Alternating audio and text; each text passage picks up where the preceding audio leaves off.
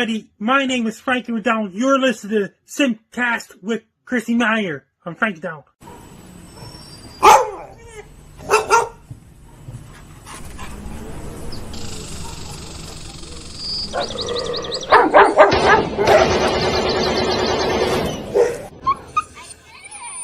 Não chavava aqui, chinamo kikirani, tsai shavakirani, tsai makikirani.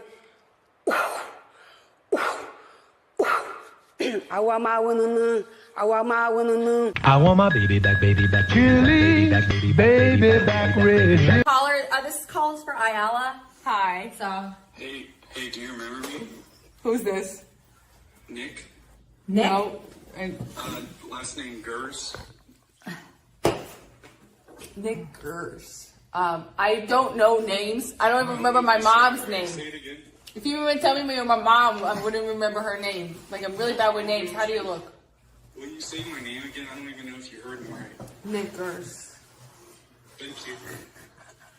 Why? Why do you have to call in like that? Why do you have to call in like that? That's not a good caller. It's a horrible, horrible caller. I'm going to play you a little song. Nick Gers! Oh, Nick.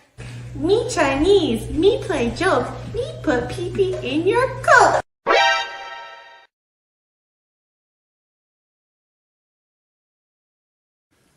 What's up, Vivek? Hey. Whoa! Look at this. Hey, what's up, guys? I was craving a Slurpee.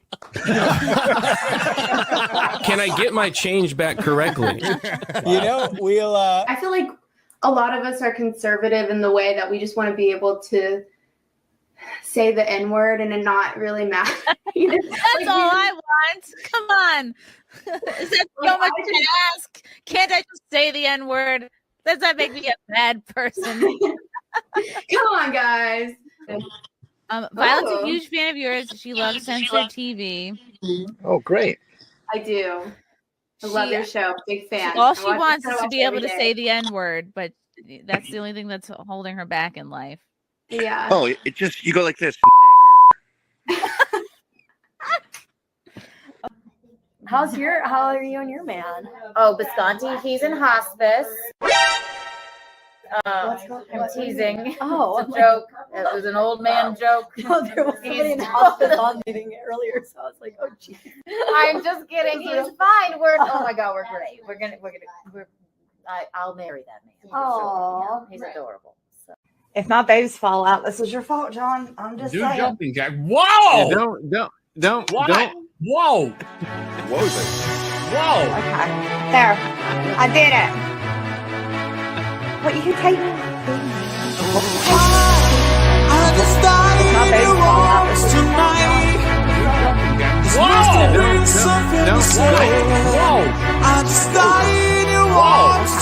There. I did it.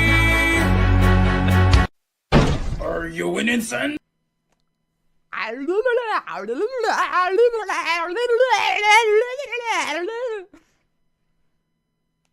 Hi, I'm Ali. I'm an English teacher, a dialect coach, and today I'm going to show you exactly what actors do perfectly and terribly when they try to do a British accent.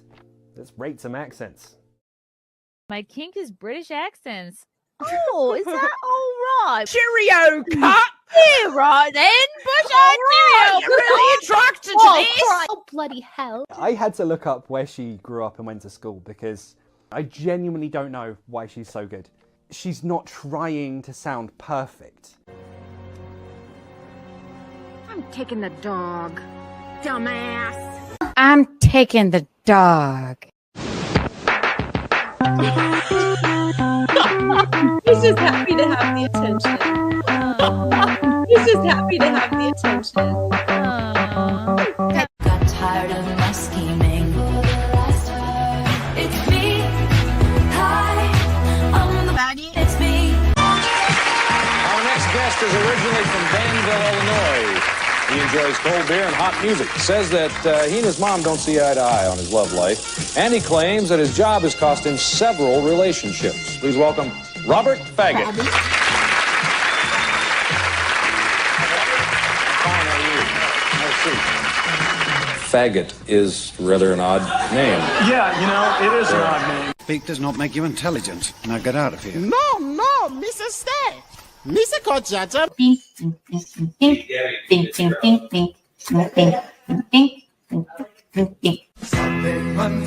day. Tuesday, Wednesday. Happy day. Thursday, Friday. Happy day. The weekend comes. My cycle hums. Your lip. Just kind of get it in there.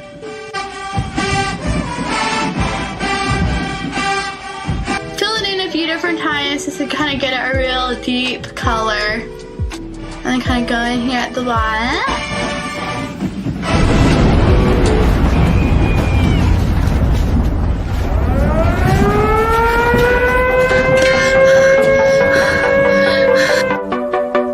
I'm gay. I have relationships with men, and sex with men.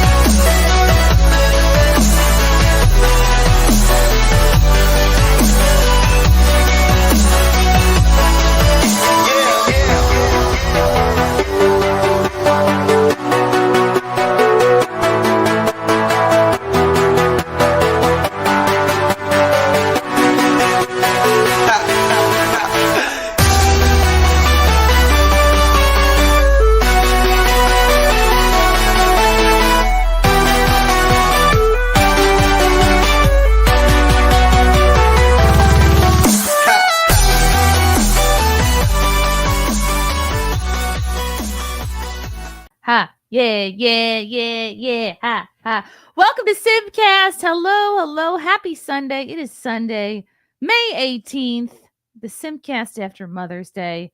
I have a new candle. If you know who this man is, then you're all right with me. Okay. Hope everybody's having a wonderful weekend. Before I bring in our fabulous panel, I want to thank everybody who came out to our show last night at Jazz on Main in Mount Kisco. It was, I think, a near sellout. Absolutely bananas. So much fun. Great show. Such good people, as always. Just so much fun. And we'll recap that. Me and Keanu's on the show tonight. We'll recap that a little bit. But before I bring everyone else on, if you're sitting there going, gosh darn it, I regret not making the show. You have more chances. If you live in the New York, Connecticut, Jersey area, come see me on Long Island in August 8th and 9th at the Brokerage. Mic drop in Plano, Texas in September. Oh, I'll be in Ohio in October. I'll be in San Diego in October. I'll be in Phoenix, Arizona in November. That's all like many months away. I'm going to be 30 pounds lighter at that point. You're not even going to recognize me at those shows. So for tickets, go to my website, ChrissieMayr.com. Let's bring in our panel. You know them. You love them. It's Courtney. You know her. You love her. It's Rachel Parker. You know her. You love her. It's Keanu Thompson. Oh. You know her. You love her. And popping gently their SimpCast cherry. You may have seen her on Who Are These Podcasts, or you follow her and listen to her movie. What a horrible intro, Chrissie. You should just lay down in the street. Welcome, Cayley. Hi, Cayley. Well, hello. Let's be honest. It's Who Are These Podcasts? That's where people are listening to me. It's Who Are These Podcasts?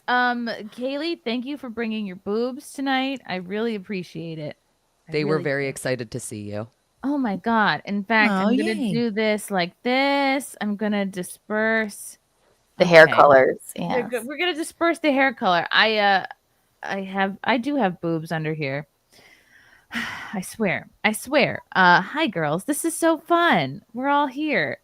Yay! Yay! Yay! We're all here before Scarlett Hampton, so let's get as many serious topics out of the way as possible. We're trying to get all that done. Rachel, what's new in Canada? I haven't talked to you in a while. I'm too black pilled these days to really talk about it. I feel like things are bad here. You know the meme where it's like, I'm not doing too well. Are you in Canada? Maybe that meme is just popular in Canada. But that is basically how I feel. I feel like, you know, in Return of the King, there's like the steward who's in charge of a Gondor. Basically, you know, the whole thing of that is I haven't coming seen back it. to become the king.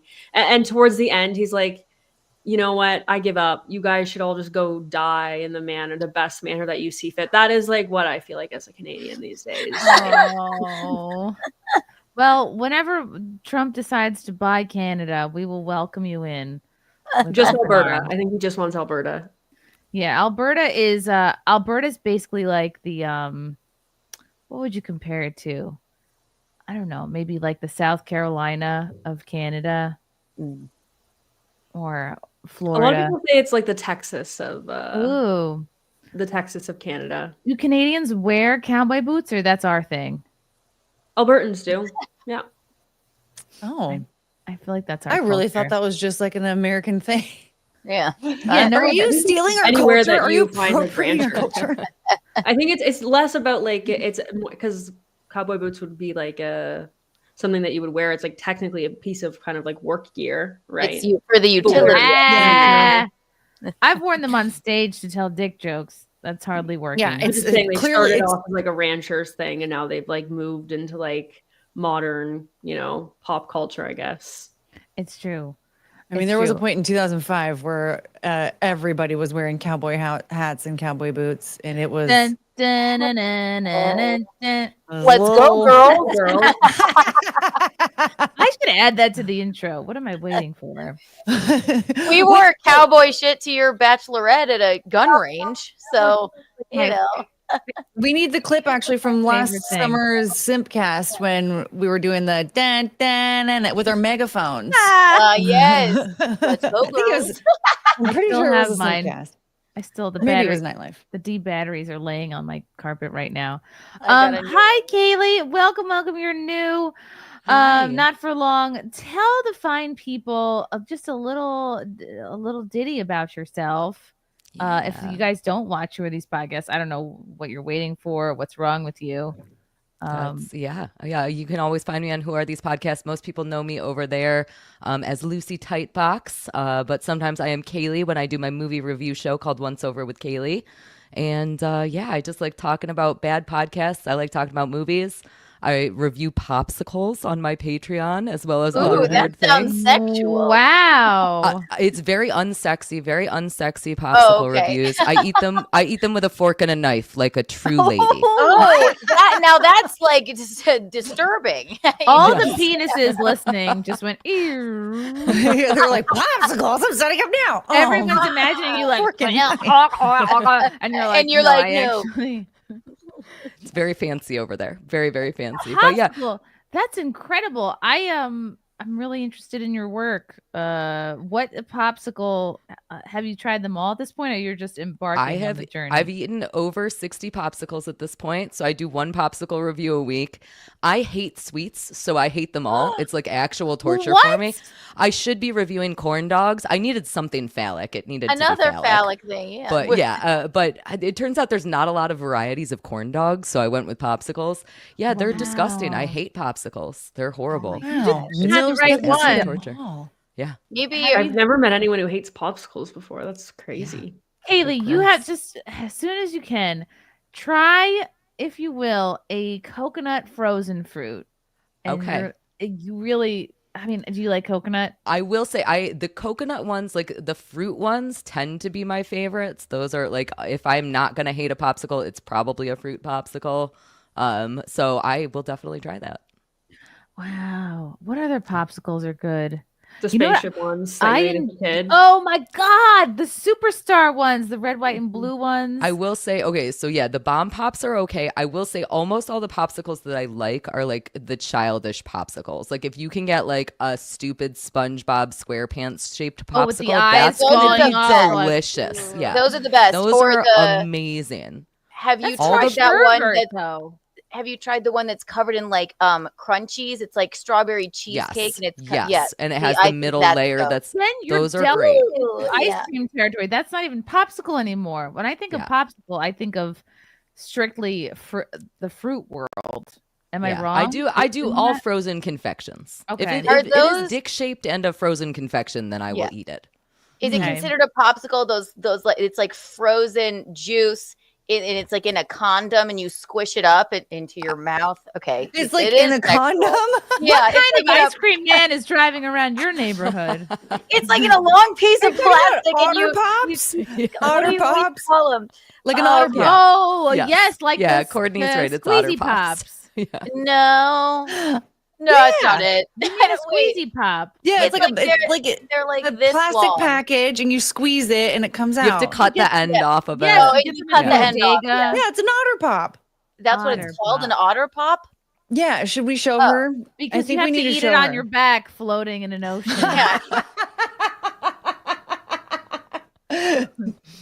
Wow. Yeah, that's how we eat them, right? Otter God, Pop. there's so many good popsicles. Yes. Anything, and there's so much like the simple ones are really better, like creamsicles. Anything that reminds you of like your youth, a A simpler time. fudgesicle. Those are Fudge- delicious. Well, all of these fudgesicle, new that's a ones, little all too of these new popsicles where they're like trying to make it fancy and trying to make it great, they're disgusting. I hate them all. There's not been a single good one of that variety.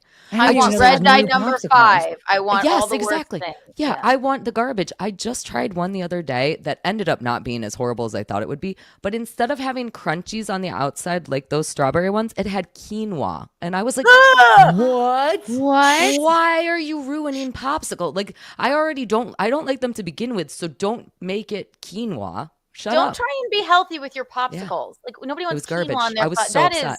that Yeah. is an abomination. Sounds Yeah. like a hate crime. That's awful. Yeah. Have you It felt had like the one. Have you had the Outshine brand Yes. popsicles? So Outshine does a really great one. They make a mango one that has Mm-hmm. tahini on the outside, so it's like a little spicy. That's probably one of my top favorites. Very, very good. Mango. What That are you sounds gonna fan- switch See, like, to that when sounds you run out of fancy. popsicles? I don't think it's possible to run out of popsicles. Is my new theory. I Are you thought doing for boozy sure. popsicles at all? Those I are haven't great. yet. Ooh. I haven't yet. I will at some point try the boozies. But right now, I kept being like, well, how am I possibly going to find different popsicles? Again, I've done this 60 times now. I feel like I haven't even scratched the surface. Like there are so many popsicles, it's absurd. Okay, I need would more you- freezer space. Would you deviate? Right, you said it has to be phallic shaped. Also, top on my list are the sorbets, but like, okay, the coconut sorbet in the coconut shell, or like in Yeah. the lemon peel, or in the orange shell. You guys have So so good. many more options up there. I feel like we would run out of. If I did this, we would run out of popsicles like in probably a month. Maybe Canada, it's you could 'cause just it's go so cold. outside. and, Yeah, right. Pick one out of the snow.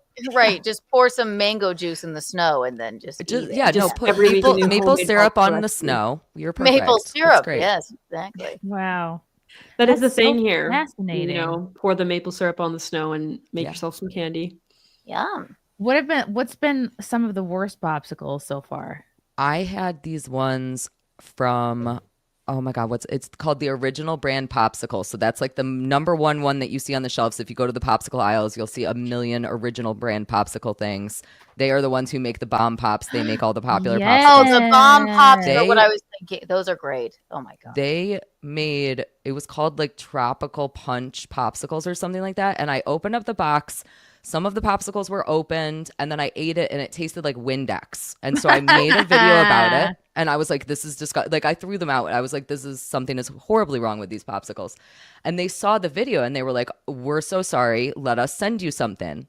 So they sent me a like $6 voucher that expired in like a month. So instead of using that, I went and bought the same box of popsicles. They were like, it's not defective. It was just something in the freezing process. I was like, you poisoned me, you freaks.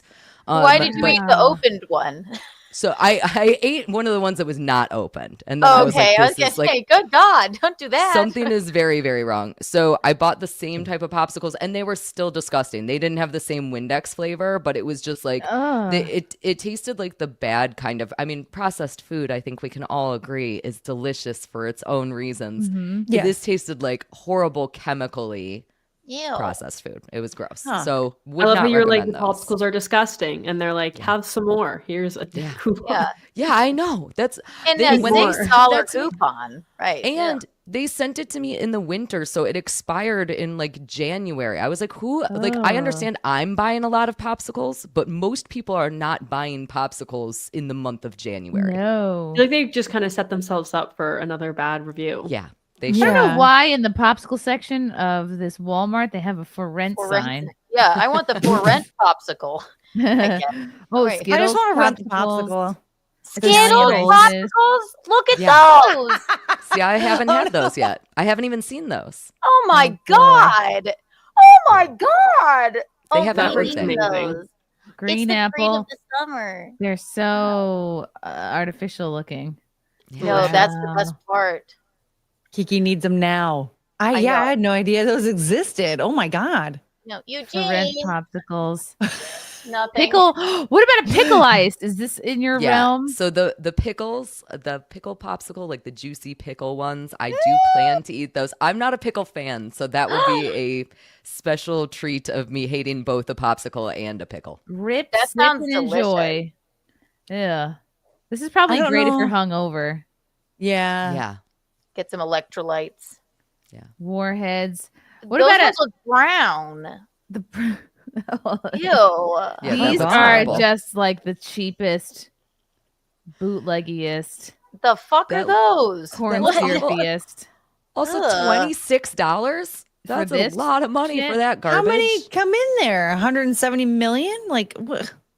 You That looks get horrible. 50 sleeves. 50? I don't know. At the end of the day, it's just juice and ice. So I don't Right. understand the. how What it about is. ice tickles? Have you What been is ice ice tickled? Ice Like- tickles. Like well, I don't know what that is. You gotta get. It's everyone's favorite That's- dessert. When we were kids, clearly. there was nothing better I- than an ice tickle. I But have never heard of that ever relive before. Those incredible moments, and let your kids enjoy the delicious treats with the freeze and eat bars by Ice Tickles. I liked when you would buy them in the grocery store and they'd be in a big net and they were unfrozen. And then you had to put them in your freezer and then they Oh, blew You wow. up. had to wait. You had to Yeah. wait. You had to have patience. It was a lesson in patience for the children. Okay, Oh man, that's not acceptable. I'm so fascinated. We could do this whole show just on popsicles. Popsicles. I know, honestly. Popsicles. Stewie Felt, thank you for the 2. Chrissy should try to get Shoe on Head on the cast. Look, I'm in a mom's group. I don't know. Maybe there's some gals in there I can get on the show, but yeah, I'm Twitter friends with Shoe. She doesn't do a lot of other shows other than her own stuff, but I'll try. Night Owl, Chrissy, I've missed your beautiful face, soothing voice, and innate lovability. Oh, Are you talking about me? Night Owl. Yeah, Is that you said about me? Chrissy. Thanks, Night Owl. Hoo, hoo, hoo, hoo. Virgo the White. 3-year subiversary. Hail the internet's best redhead and suffa Adam Conover with your gigantic empty forehead. Oh, we will discuss that, Torgo. Thank you.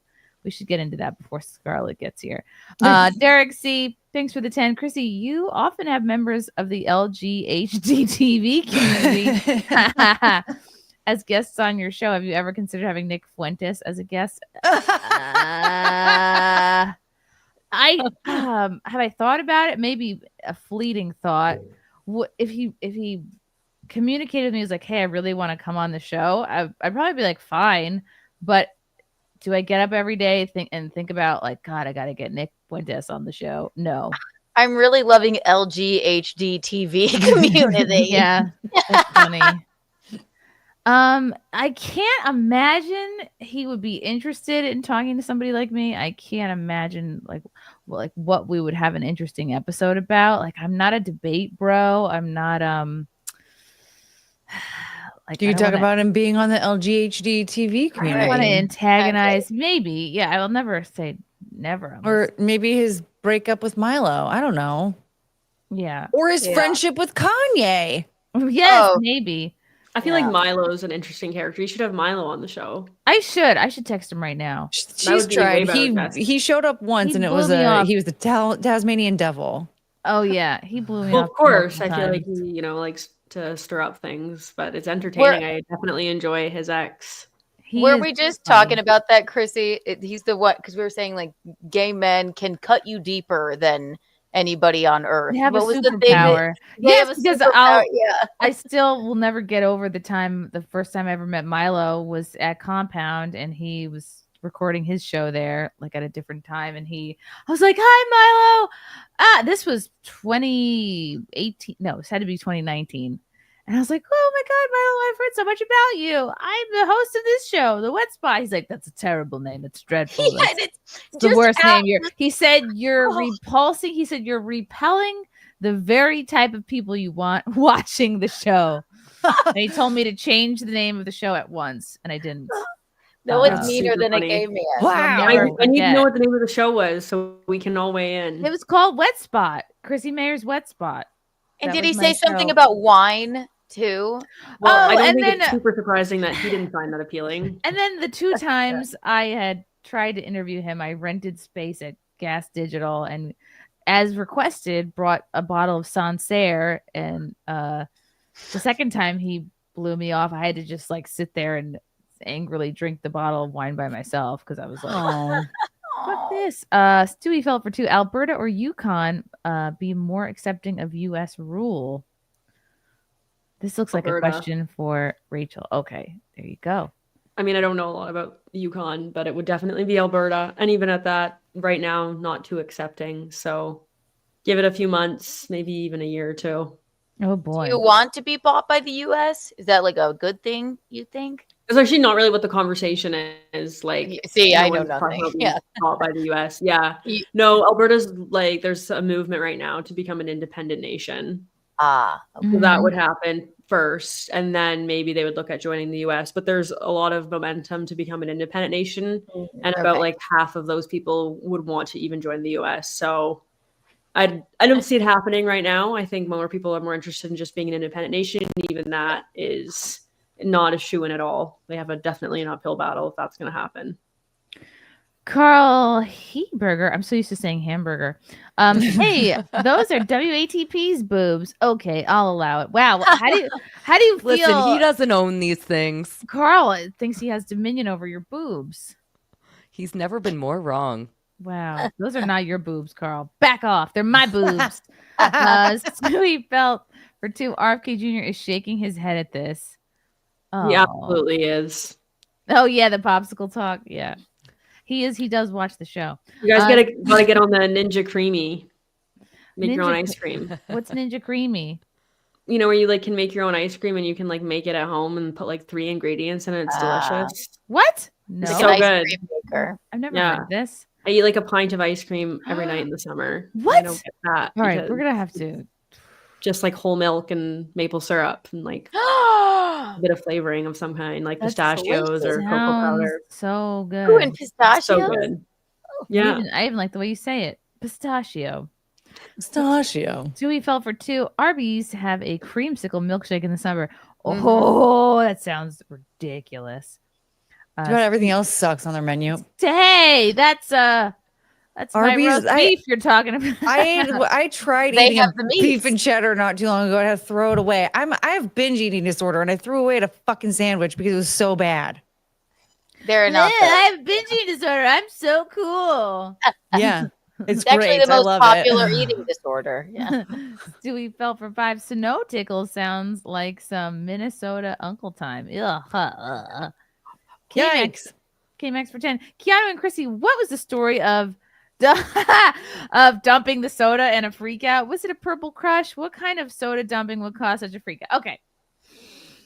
We might as Oh, well no. talk about this Oh, no. now rather than later. So I always say to my dearest husband, like, okay, you can borrow my car. I only ask one thing is that you do not leave fast food containers or remnants in the car because it fucking stinks. It's my biggest pet peeve. It's like I feel like there's so little to keep clean in a car. There's so little space. All you have to do is just throw your shit out and then like vacuum it and wipe it down. It takes so little to have a clean car. And then that's all voila, car is clean. That's all I want in my life is a clean car. And I can't fucking stand like French fries in between things. It's just so disgusting to me. Anyway, so darling husband borrows the car, perhaps leaves some fast food behind in the car and some beef jerky. He was taking a trip. He was taking my stepson on his son on a cool weekend trip, and so it's fine. It's my job to keep things clean anyway. And so I was like, I will throw away the fast food remnants. No big deal. And Kiki had come over yesterday because we did this show together in Mount Kisco where she crushed, I crushed. It was awesome. Crowd. It was We had amazing. fun. If you missed it, you snooze, you lose. Exactly. She slept over last night. We woke up and we're like, oh, let's go get our nails did. And so I drive the car to the nail place and I go, oh, let's dump out. Let me take some of this fast food garbage and throw it out in the trash can by the nail place. And I take a huge, and like Frank doesn't really eat that much fast food. He'll get a soda and have just a couple sips. And then the whole thing is just, they were having a boys' day. That's why it was like fast food in the car. He just wants a couple sips. And then he's like, all right, that's it. And then so I have this metric ton of soda that is I have to pour out. And I don't know. What kind of soda was it? It was brown. Diet Coke or Coca-Cola. Coca-Cola, probably was. No, he doesn't drink diet. It That narrows probably it down. soda. So Maybe I a carry Dr. it. I Pepper. slosh it all the way to the garbage can. I throw out the bottle. I open the lid. I throw the lid out. I go, I have to make sure I'm telling this right because I want the people listening at home to tell me if I'm crazy or not, or if I'm living in the same reality as this woman.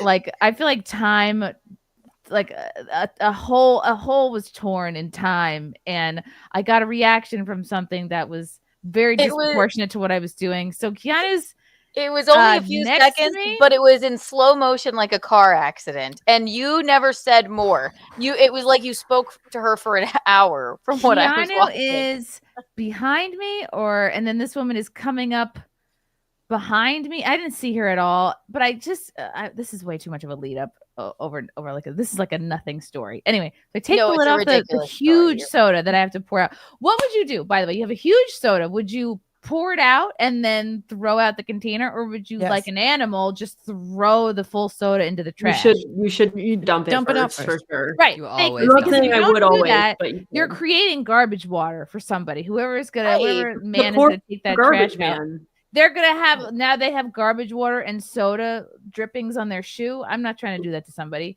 Well, and And it'll by leak the way, it's a everywhere known they go, and they can't just. What are they going to do? Open up the garbage and like find the liquid, and then they Right. dump it out. Because Exactly. otherwise, they're just going to drip it everywhere they go until they throw here's everything in the dumpster. And it Climax is a of the known story. thing. You can dump liquids out into parking lots. This woman Oh, acted. no, you can't. So I go, I take the lid off, I turn to the street, and in the corner of my eye, I see there's cars parked out on, like in the parking lot, but then also idling next to the stores because people do that. They don't want to fucking park. And I just am pouring this huge thing of soda out onto the street, but there's a car, I don't know, like a foot away. But again, the soda's being poured into the street, the communal, By the curb. By the dirty curb next to the curb. Yeah, I'm not splashing it around. I'm not throwing it around. I'm not like, whoa! I'm not like dumping it on this fucking car. And I just take it up and I pour it out, and then I hear like the biggest gasp.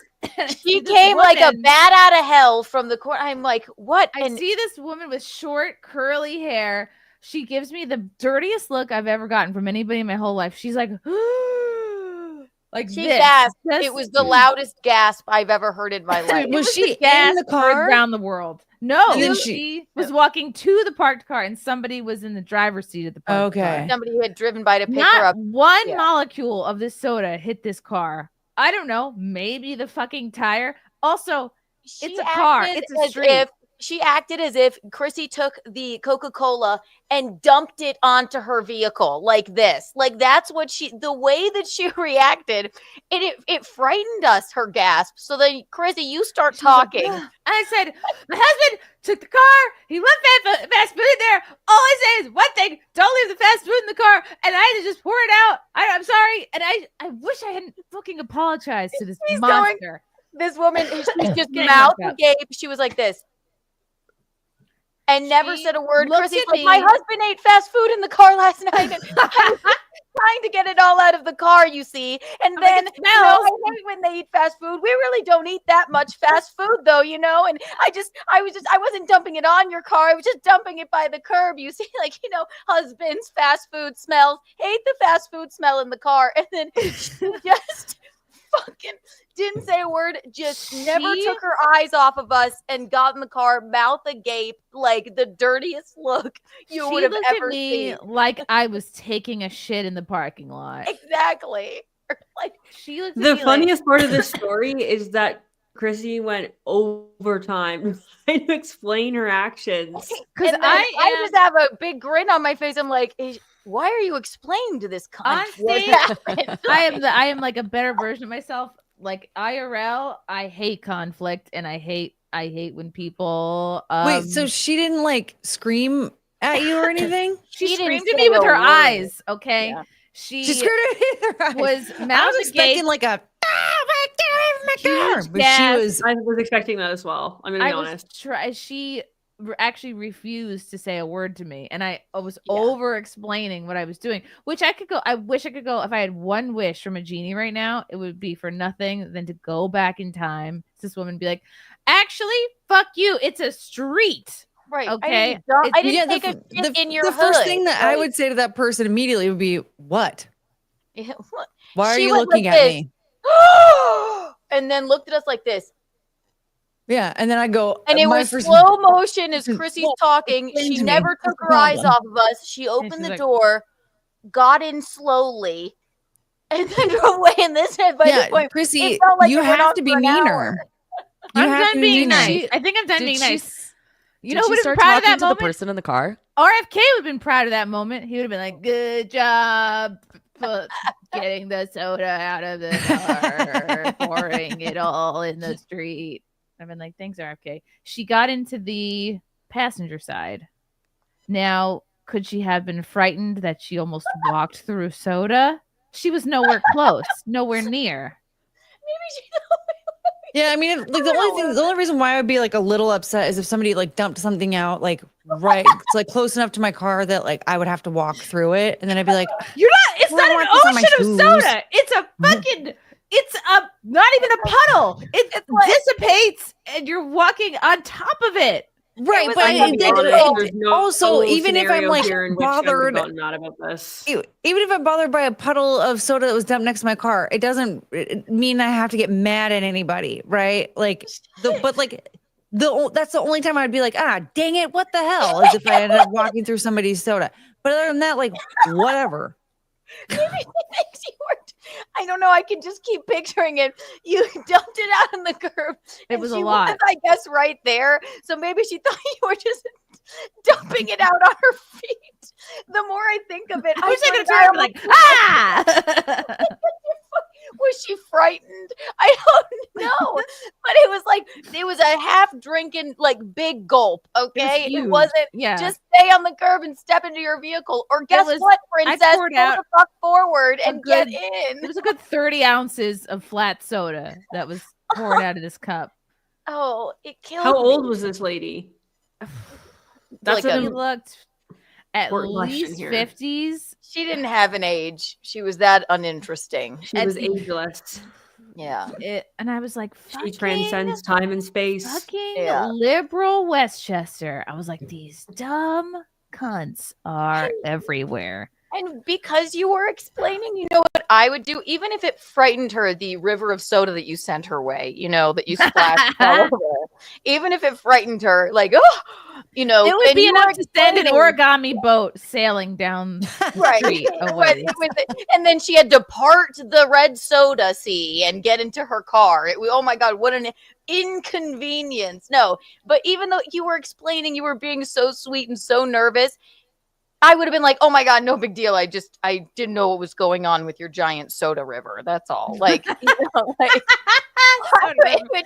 she did not do that. The fucking nerve of her to get mad at me. I know, and she didn't say a word. She would just mouth agape, gobsmacked. So mad. Like, I'm gonna be mad about this for weeks. I can already tell. Like I'm gonna be. You're mad because you're mad at yourself for having Yes, the I'm gonna lay awake tonight with the covers like this, like just staring at the ceiling, like the fuck.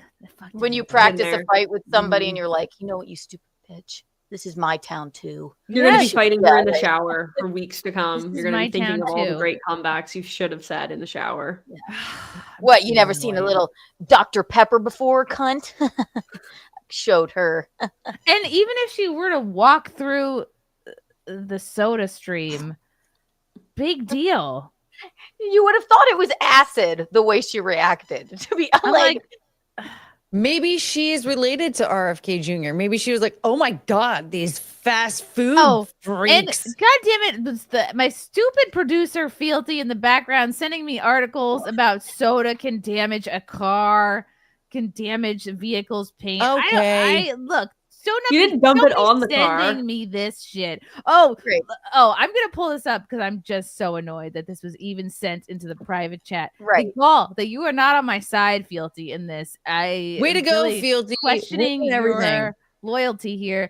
Oh, no, it wasn't a fucking Porsche, okay? It was a minivan. I am on Spilled your side. Beverages. I'm on your Spilled beverage. side. Why are you sending me this thing that says spilled beverages? It's an old trick to use Coke to remove the battery acid from a battery. But Coke or another drink can also damage your paint job. We've all put a drink on the roof of the car, and sometimes we just forget about it and drive off to shower.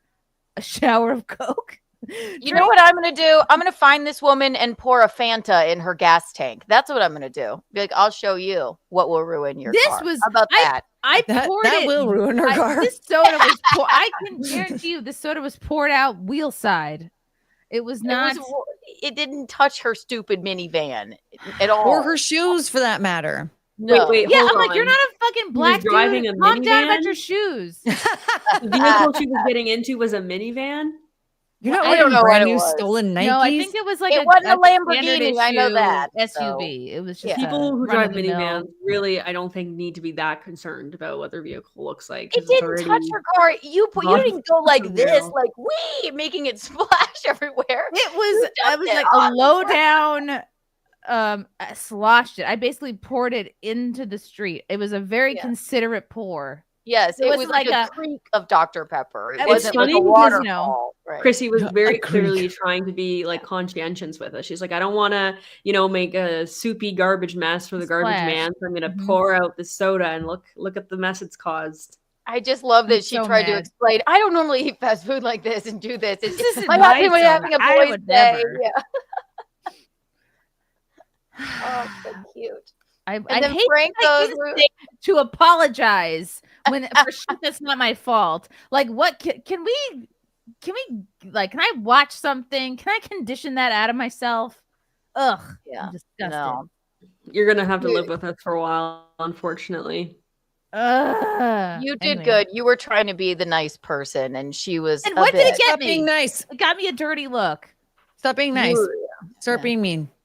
Yeah. I'm like, all right, get in your vehicle and get the fuck out of my Yeah. face, lady. I'm getting my Drive nails away. done. Yeah. Sometimes I wait too long to honk at people, and like I eat myself up about that later on. So if I were you, Chrissy, I would never be able to get over it. I should have been What? quicker on the buzzer. No, there. you know what, Rachel? passed. I The moment appreciate a passed. late honker because And if I'm at sometimes, a- like one time, I just missed the opportunity, and like I still think about that. I'm like, I should have honked at that person, and I didn't. It eats Oh, me and up then inside. appreciate a late honk. We Don't- saw a terrorist driving the wrong way down the street my too. God, this happens down the street all Did the you time. apologize to them as well, The guy Chrissy? was- He said, I don't normally drink soda, Mr. Abu. My Like- tipsman was like, something was wrong with him. He had a bandage on his head. And then we had to explain to him what Arabs are. We were like, no, it was a fucking turban thing.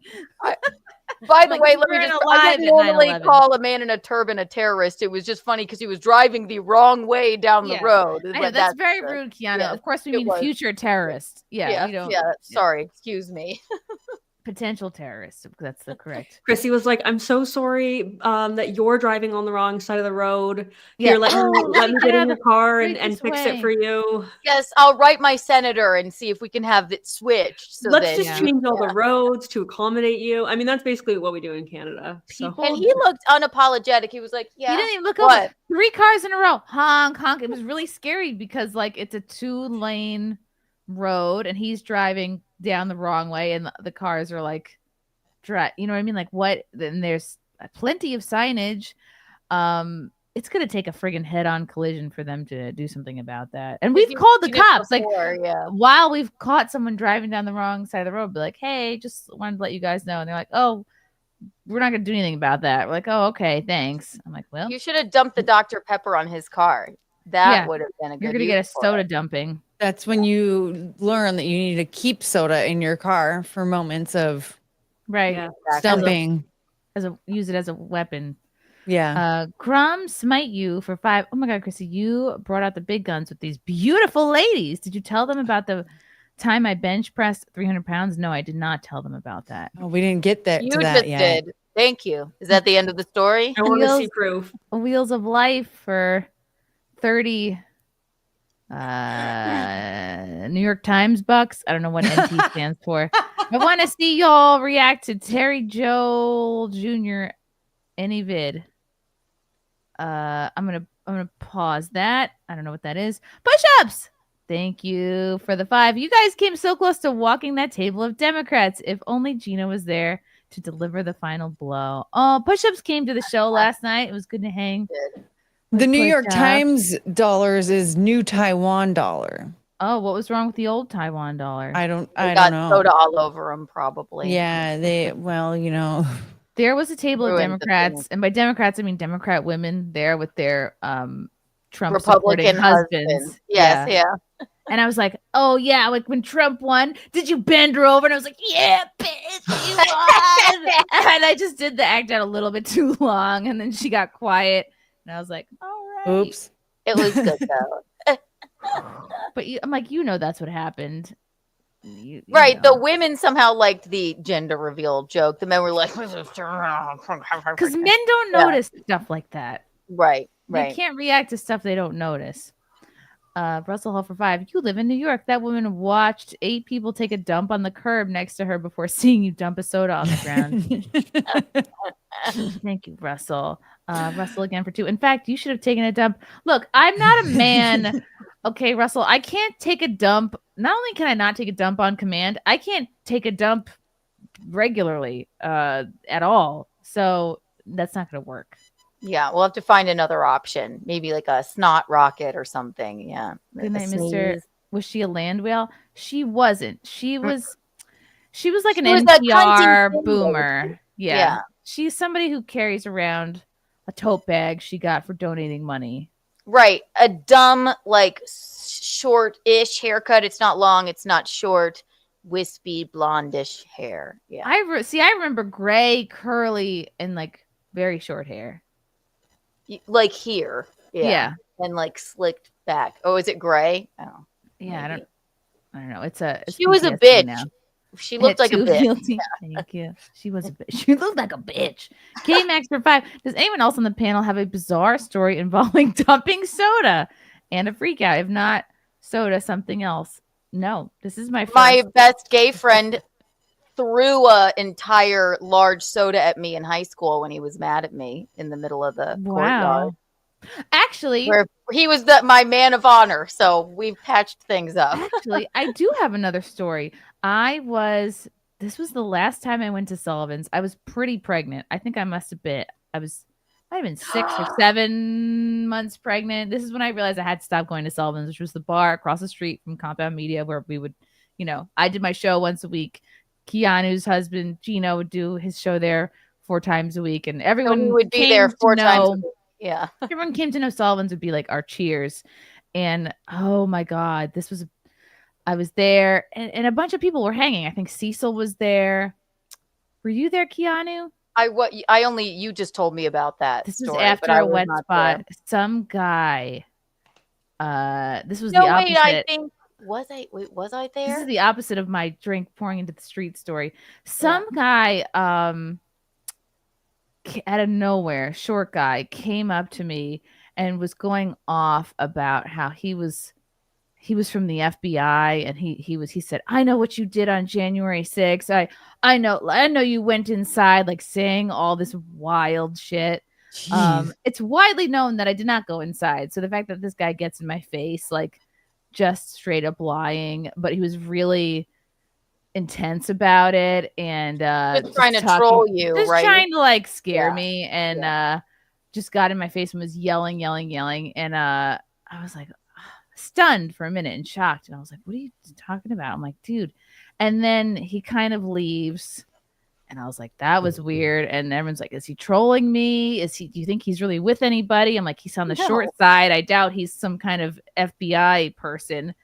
And then about 5 minutes later, he comes back and goes, "Just kidding, Chrissy. I'm a really big fan of yours. I love Compound Media." And then something came over me. I took my entire, not just small vodka soda, but like big boy, big glass, double vodka soda. I said, "Oh, no, you don't." I said, "Oh, no, fuck you." Actually, I threw the whole thing in his face because the fact that he came back to then say he was a fan after like scaring the shit out of me.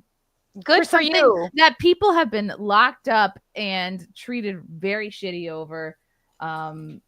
If you're actually a fan of somebody, why would you speak like that just in general? Like, why would you try to intentionally scare a very pregnant woman? Like, I just think that's he's cruel. probably autistic, incel weirdo, thinking like you would find it funny, but you're like, you're like, I'm 9 months pregnant. You did very Real Housewives of Sullivan's and like threw a drink. And I have never I've never thrown a drink at anybody in my whole life. And did it feel good? I've always wanted to do that. Let me tell you, find a reason to throw a drink at someone this year. It is the best feeling ever. I felt like a classy, like 1940s. How dare you? Yes, how dare you? Splash. And it wasn't just a dainty little Cosmo. It was like sploosh. It was I wish it were a martini. 30 ounces of car soda. Boosh. I was like... And it was 30 wet, whole shirt wet. And then I said, because we were regulars, I said to the bartender, "Tom," I'm like, "get this guy out of here." I'm like, "Throw this guy, like, get him the fuck out of here. Get out and stay out, gesturing like I'm going to have this guy thrown out." And then I think he just ran away because he got scared because I was on first name basis with the bartender. Best moment of my life. I wonder Top if he's 10. still subbed to your show. I hope he's listening. He's watching right now. Please comment so we know you're here. Oh, that reveal made me yourself. so mad. I wish I wish he had just walked out the first time and never come back. The fact that he came back to be like, "Ooh, I'm funny." I need to understand the Chrissy that someone's like, "I'm a fan of your show." She's like, "Take this, you asshat," versus like a lady giving her a dirty look on the street. She's like, I'm so sorry. Well, with the dude, I was like clearly wronged, and you're on edge when you're that pregnant. You're just like, you really are. You're constantly, and you're in New York City. You're constantly looking over your shoulder, and that was like our one safe place where we could all like relax was Sullivan's. But you're at a bar with drunk people. You're this much pregnant, right? I mean, and then you're like, already on edge. I'm just trying to protect this human I'm growing. Could you not come up to me and frighten me? Like, what the fuck is wrong with you? Yeah, it was a scary time. It's just like, until Trump was reelected, there was this feeling of like, who fucking knows? Anybody at any time could get shit for this. Who knows? It's just they were out to demonize anybody and everybody who was there. So Ugh, it makes me mad thinking about it. All right. Let's a couple more. Wheels of Life. Oh, I did that already. Russell Hall. Well, you should have rocked a pool. I don't know what that Piss. means. Thank you. Zato. So she looked like a background character from Only Murders in the Building. In the I don't know. building. I don't know what that is. That's yeah. Don't worry Aaron about James. You ladies can't say anything about Scarlett's randomness after this. Nice to see you all together. Okay, Aaron, Scarlett. Are we staying on topic? We're staying. it. It was You're a big staying on deal when it topic. happened. We're so on topic. What? Okay, I want to talk about this. I want to play this because this is really interesting. Keanu. Oh yeah, was there anything else, Keanu, you wanted to say about the show or about Marvelous show. Can't thank Jazz on Main enough. We That had the was best fun. time last time there too. Very fun show. It was fun. The one man did my favorite part of the show. I asked the man a question and he literally looked me dead in the eye, no laughter or anything. He said, "That's inappropriate." That was John. Well, Jonathan. fuck me then. And then he tried to give you a joke book or recommend one. He recommended a joke book to me after the show. I was like, "Wow, John! Like you can leave. You can just walk right out that door now." And then he recommended to me like 7 other books. Yeah. I And was like, I Rafe don't was know. there. We always love when he comes out. Wraith. Yeah, Wraith came all the way out from Brooklyn. Shout out to Wraith if you're in the chat. All right, let me close this popsicle thing off. Oh, it's push-ups again. Push-ups for 5. I remember that. Me and Cecil were talking at the bar, and all of a sudden I hear, "Why would you say that, Splash?" So you were there. Why did you fight for my honor, push-ups? And then I was so frazzled. I got mad at all the men for not like fucking dragging him out. They by all his just neck. were standing there like probably like duh. Yeah, I was like, I think we all have our assignment for the next time we come back. We have to find a reason to toss a drink at someone. I need it's to a do good it. feeling. It's the best. I gotta start putting I don't myself even in need more a reason. interesting It's a victimless environments. crime. It's so good. Yeah. Just do it at your fucking significant other. No. I Okay. want to say I'll something. do it but at my dogs. This is a really cool clip I'm gonna go over with you because I think Tim did such a great job with this guy Adam Conover, who is a comedian. He is known for being the star of the show Adam Ruins Everything, which I think was on the air like maybe 10 years ago. I remember when I lived in Williamsburg in like 11, 12, 13, something like that. I lived in Williamsburg. I remember seeing Adam like waiting for the subway, just like me. But we all know the direction our careers took. So it's just funny to see him. It's just funny to see like what an arrogant prick he's turned into. But I think he kind of was always this way. And there's something. All right, I'm gonna start playing this clip, and then I'll tell you guys what I think about liberals. All right. So this clip is Tim Pool calling out Adam Conover. They're talking about free speech, and it basically gets to a place where I'm not going to blow it. I'm just going to play it. Go to the UK and make jokes about Islam. I don't think it's very funny. I don't have any jokes about it. I'm so confused. Dude. Okay, let me help unconfuse you. Are there jokes that can be made about Islam? Yes or no? Wait, I don't Yes want or no? to. I don't want to go to Are you this scared? particular rabbit Oh, hole. no. They're talking about the difference between free speech and consequences of that speech, right? So he's saying, like, Adam, would you go to the UK and make jokes about Islam? And he's pretending like he doesn't know what he's talking about. When everyone knows in reality, like at this point, the UK is like, I don't know, basically a Muslim country, and you would be in deep shit. And who knows? Yeah. Bad things would happen for sure. Okay, and just the way that Adam speaks, it's like it just makes me think he has like Keanu and I and any other comedian probably that I've ever interviewed has had either a tweet or a joke where you get consequences from it, like you get backlash, you get weeks and weeks of, I don't know, Black Twitter or Malaysian Twitter or whatever in your DMs, in your comments, upset with you for a very long time. And I just feel like Adam People talks like coming he's up to you after shows after they raise their hand in the middle of the joke and that's shitty, and then they tell you you don't tell those kinds of jokes in this town, Missy. Ugh. I'm like, your husband liked it, bitch. Walk along now. So thanks. You're like, put it in the suggestion box. All right. Right. I'm gonna rewind. Okay, here we go. Why won't you go to the UK and make jokes about Islam? I don't think it's very funny. I don't have any jokes about it. I'm so confused. Dude. Okay, let me help unconfuse you. Are there jokes that can be made about Islam? Yes or no? Wait, I don't want to. I don't want to go to this particular rabbit hole. Oh no! You're terrified. You're a hypocrite. What? Are there jokes you can make about Islam?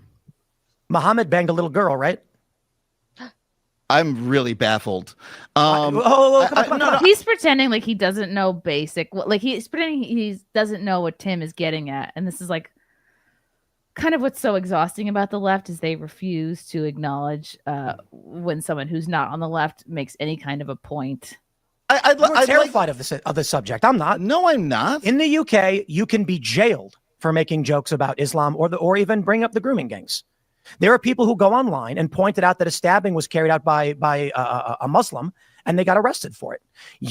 I'll bet you $1,000 you will not go to the UK and make a joke about any of that stuff, because you will not go to a foreign country and, in violation of their laws, speak out against what they've said not to speak out against. Do it. I dare you.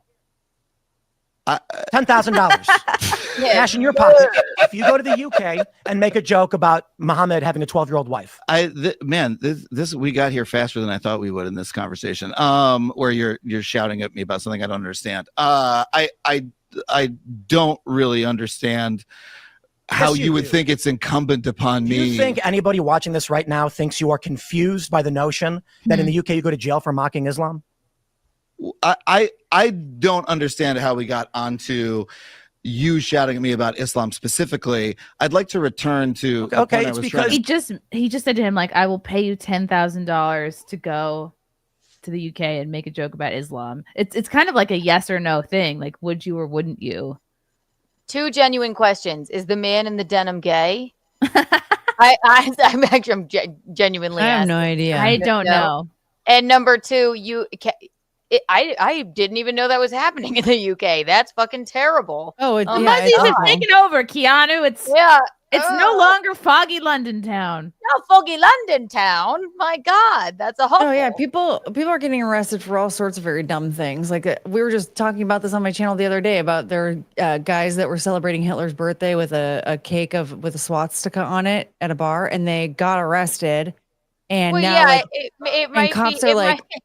cops are like searching their homes and investigating them. But if they find it funny, over it's not a cake. arrest-worthy. Right? It's over a cake. Like the bartender doesn't like it, kick him out. That's fine, whatever. But like, yeah, so it's bad really over there.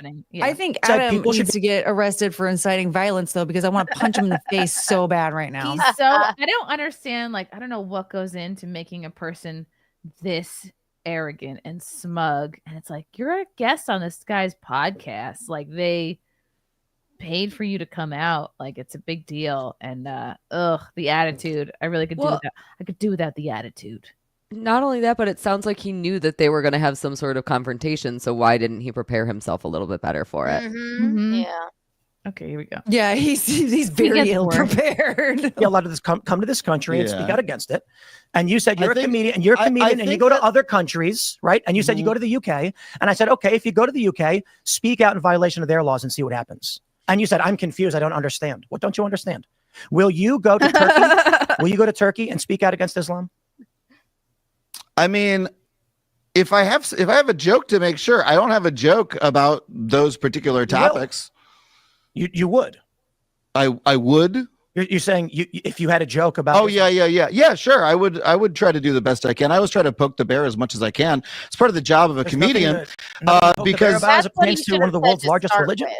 That's what he should have said to start with. Like, yeah, you're a comic. Then, if you have a joke about it, he could have just said, that is kind of a touchy subject for me. I don't normally touch on it. Not saying that other comedians can't do it, but no, it's not. Instead, he just like nervously laughed and now he has his head in his hand. He looks like he's about to fall asleep. I He looks defeated. He looks very defeated. I mean, I haven't written a joke about that recently. All right. Then I so look look, forward to going to the UK. hey man, I'm a free speech guy, right? I think that something that's nice about America is that we're a country that has that value, and that we don't generally think that you should be tossed into a van and kicked out of the country for expressing an opinion.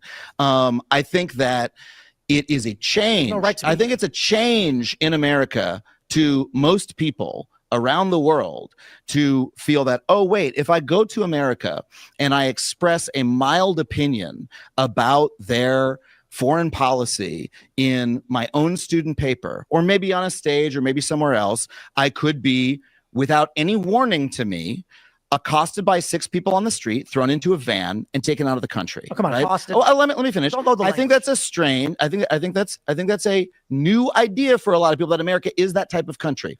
I think that Donald Trump's purpose is to turn America into that type of country. I think that that's bad. I think it makes the country smaller. I think it makes the country worse. I think it's a violation of most of the values that I grew up with as an American.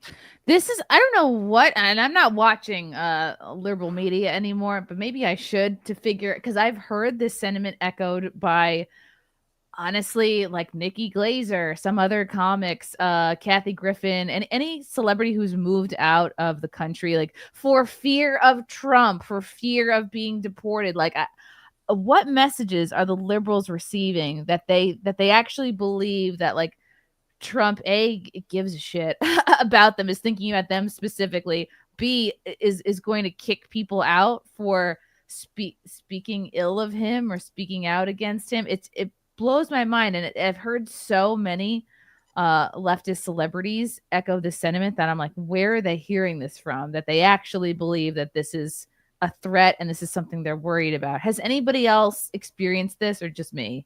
And I've seen I will watch the liberal media, even, or my brother is extremely liberal. He hasn't even mentioned that to me, like, literally not. I mean, and he'll tell me every single bad thing about Trump. I'm like, oh, really? Is that happening? And then I have to look into it or whatever. But I have not heard one real, at least to my knowledge, not one real word about him, like, censoring people. Isn't that what? It's just dumb he's definitely not celebrities. for that, right? It's dumb celebrities that post stuff on Twitter. I'm under the assumption that it's the people that are on Epstein's list, and they're afraid that they're going to go to prison because everything's going to get exposed. But that's just my theory. And then there's the other dum-dums that don't want to think about that just jump on that train. And that's I have this what clip. he's specifically talking about there is like foreign students who have been engaged in like protests on American universities and campuses that have been, removed from the country. So I think the interesting question here is, if you are not an American citizen, if you are not a citizen of a country and you're visiting, what rights do you have? And in some cases, were these protests illegal protests? Were they over the bounds of what would be considered, demonstrating for freedom of speech, just a peaceful demonstration? I think that is what you'd have to look at. But there has been examples of this, but I think you kind of have to look at the specific examples and see why these people were deported.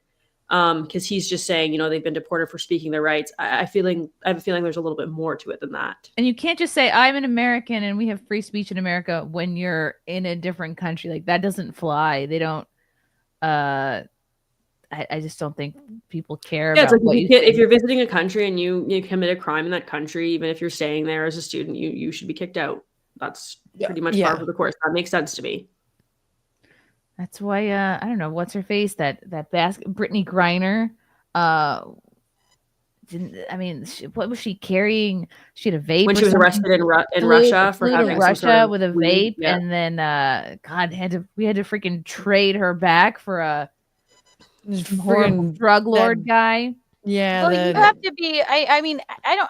Even if it is legal in your country, I don't think anybody should really bring weed on an airplane, even if you are a basketball star, right? Just to be on the safe side. Like, is she too stupid to know that, or I don't know. She said something about how like she forgot to like double check her bags before packing for her trip to Russia, and something very lame. That can happen. I mean, yeah, I don't think she should be captive in another country. I'm glad we got her back, but like, I'm not. She sucks. All right, let me keep playing this. I mean, she hates And this that's country. my She should have view stayed of what's there. happening in the country. Now, if you want to say, hey, I don't like free speech for foreign nationals who are in the country who express mild opinions about other countries' foreign wars, then that's your prerogative. It's a big difference between us that you don't like free speech in that way. I mean, that's loaded language, right? Yeah, all the language you're using is pretty loaded. Well, you keep using adjectives what to a describe prick. things to diminish one thing while exacerbate or exaggerate something else. I do use the English language to express my thoughts and opinions. Yeah, but it's straw manning. It's not a legitimate attack of the ideas, right? So accosted on the street. Come on. She was arrested. Okay. She was arrested by a relatively large group of men compared to what a normal arrest would require, which I think they didn't need to do and was silly. So we can say she was arrested by several men, unmarked or plain clothes, which didn't need to happen. But I don't need to say like she was accosted by men on the street and like it was about a mild opinion. It's like, okay, listen, the facts of the case. Like I said, I don't like the idea that people come to this country and then try and tell us how to do how to live our lives. You're not for free speech. I understand. I think American citizens have self-determination and sovereignty. And I will say this even of the Canadians who keep coming here and they keep getting involved in our politics. I'm friends with some of them, but I think it's fair to say that there is an issue with Canadians, largely conservatives, who come to this country and then start advocating for conservative values in a country they're not from. So to be fair, there are liberals Canadians who do it too. I find it to be silly. That being said, Canada as a bordering nation with a largely overlapping culture is a morally different question, but still applies in much the same way principally. So I do take issue with foreigners coming to my country. It's a nice white country, so we like it. Canada's they call it what, the most multicultural country in the world, I think. Mm-hmm. So Adam is so glib, tries to make this point of, oh, you like Canada because they're white, and then Tim's like, actually, no, they're super diverse. He literally explained why he was fine with Canada. If you come visit, you won't be like, wow, look at all these white people. It's definitely not. We wish, right? No. Not. Maybe big on immigration. I think Toronto is considered. Sorry, what did you say, Rachel? Maybe 10 years ago. Right. Like, let's go back to the 90s. It'd be the most multicultural city in the world. Yeah. So Canada actually is, you can call it a nice white country. That's technically the truth, but it also is very, very much in favor of immigration and diversity and all these things, largely what many of the conservatives are coming here speaking out against. But without, you know, this is a country where if you're from another country and you're in America, don't say anything about our politics, or you could be forcibly removed from the country. You're comfortable with America being that kind of country. That's something that's like we're like nowhere near that, and the fear mongering that's going on the left. That like, well, at any moment you're gonna get thrown into a paddy wagon. It's so ridiculous. Does Tim Pool think that is happening? No, Adam thinks that. Adam thinks it's happening. Okay.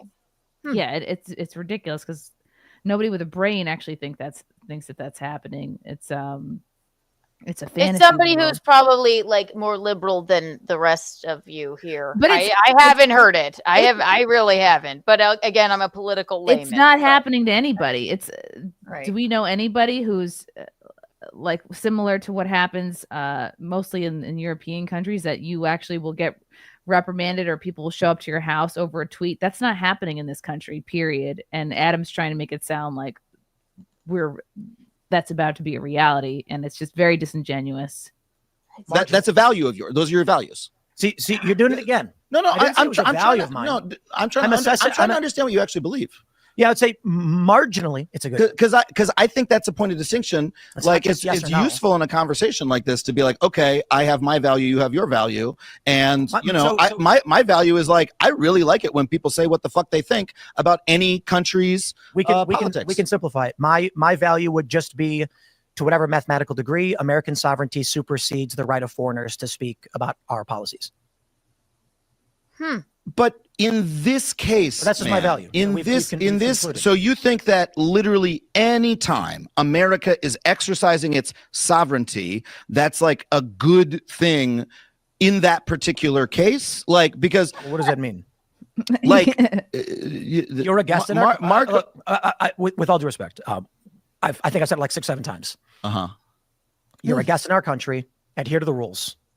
That's it. That includes conservative Canadians, conservative Brits. That's Carl Benjamin. That's Paul Joseph Watson. That's Viva Fry. That's Seth Rogen. And it's also okay. So all those people should not speak about American national interests, like the Suez Canal. We shouldn't say the Panama Canal or like is Puerto Rico a state or not. Visa. They should not speak about American politics. You can speak about what you want, but speech has consequences. I mean, doesn't it? Okay, so we can move on. I'll say, to me, that's a radically different America than I thought I grew up in. And Adam's denying that speech has consequences, and I think he's just kind of maintaining like, what I would like to have happen is that anyone can say anything, and nothing will ever, I think I had to play another little bit of this segment so we can get this part out. I think it's fucked up that we're becoming that kind of country. I think it's really bad. That's true. Yeah, you don't believe I think that's true? Well, I mean, I suppose like what I just said, I believe. You're like, you don't believe that. Well, because if we go back several administrations, that's not been the case ever. I mean, look at New York in the 2000s when the Bush administration rounded people up, and I'm sorry, it wasn't Bush, during the Bush years, and they put 200 people in like a bus. They locked them in a bus cage. Yeah, that was bad. That's the country you grew up in. The idea that these things haven't been happening. George Carlin got arrested for swearing. We have blasphemy laws on the book. Yeah, like the FCC, right? Howard Stern did things that people were always on his ass. So wait, I feel like they're contradicting here. So it's okay. It should be okay for if you're a natural born American or like immigrated here and you're an American, but if you're on a visa or something, you should be able to. No, Adam is arguing that if you're on a visa, if you're just a visiting person, you should have the same rights as a born citizen. And Tim is just saying like, there's like, do you think? I mean, he said Seth Rogen, so Seth Rogen's not allowed to, as if he's not an American. Like, I mean, I guess maybe he's not. He's Canadian. He wasn't born here, I guess, but Seth Rogen doesn't have the same rights as to say whatever he wants. But so then he could get in trouble for saying something? Well, it's more a hypothetical discussion because Tim is saying that he thinks people who are foreigners in the States, that American sovereignty should take priority over foreigners coming into the States and commenting on politics. And a lot of those examples that he gave were Canadian conservatives who have moved to the States and have sort of made a name for themselves commentating on politics. Like he mentioned Viva Fry, and Stephen Crowder is also Canadian. Even Lauren Southern, I think, was Canadian. Yeah, but she also lives in Canada. And there was a whole Tenet Media scandal. Lauren Chen, she's Canadian. I think her husband is as well. So So they don't have the same rights. They can't, even if they're here and they are here legally, they can't say the same things as they do have the same rights, but Tim is saying that he thinks maybe that shouldn't be the case. It was sort of that's dumb. I mean, I won't deny that. I think that's silly, right? You want to be an American because we're supposed to be the greatest country in the world. Like, well, then don't we want more people here? Not it's not about wanting more people. Tim right? is just saying like he doesn't personally appreciate it when a non-citizen is like criticizing. Well, even if they're a citizen now, like who thinks of Seth Rogen as like not an American? I think he's just bringing him up. It's a good it's a good way to go about it, and to get it the denim gentleman. But like, I don't know, that's interesting. I think what it really comes down to is, does the First Amendment apply to anybody on American soil? And I think that's where the interesting question is. And there you go. Does it? It was bad, and then we said, "Oh, we shouldn't do that anymore." And it never changed. The idea that you think you grew up in a nation where you could say whatever you wanted is an absurdity. George Carlin went to jail for swearing. And that was good, you think? No, because it wasn't. you think it's good that Rumeysa Öztürk is being She's forced to not leave a the country. citizen. So she's on a conditional visa as conditioned by the INA and the existing administration and the will of the voters. okay, but you're arguing. no. My argument you're is arguing that you said the Öztürk's country I grew deportation up makes in. sense because George Carlin was arrested for swearing. No, you said I grew up in a country with free speech, and I said no, Uh-huh. you did not. And it's you're never been true. and you're like, okay, that's yes, you're right. So under your view, America is a country that doesn't have free speech, never had free speech. Yes, and that's a good thing. No, because we're exercising our sovereignty. No. Okay, but you think it's a good thing that Rumeysa Öztürk doesn't have free speech? You understand the distinction between a non-citizen here on a conditional visa and an American citizen being arrested for swearing? I understand that there's a Very distinction. different I don't think that either of those people should be treated differently in that case. Let me say this. Hold on, I'm gonna play this clip. I should have played this before playing this longer clip, but this gives context. So this is what sparked this whole conversation. Federal agents have detained Turkish national Rumeysa Öztürk after graduating from Columbia University in New York City. She led pro-Hamas, violent, anti-Semitic, and anti-American events as a PhD student at Tufts, which is an American university. She now faces deportation. I think this is a clip of her. I remember this. Yeah. Somerville. Let me see. This is from Somerville, Massachusetts, from March 25th. Federal agents detained Tufts University PhD student Rumeysa Öztürk. Oh, God.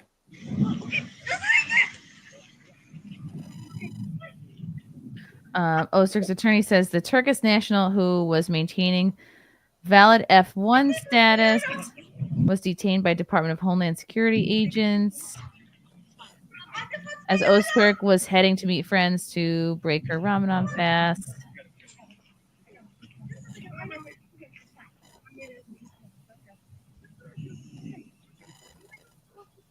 Oh my God. Yeah. Oh man, all of them would have been shot.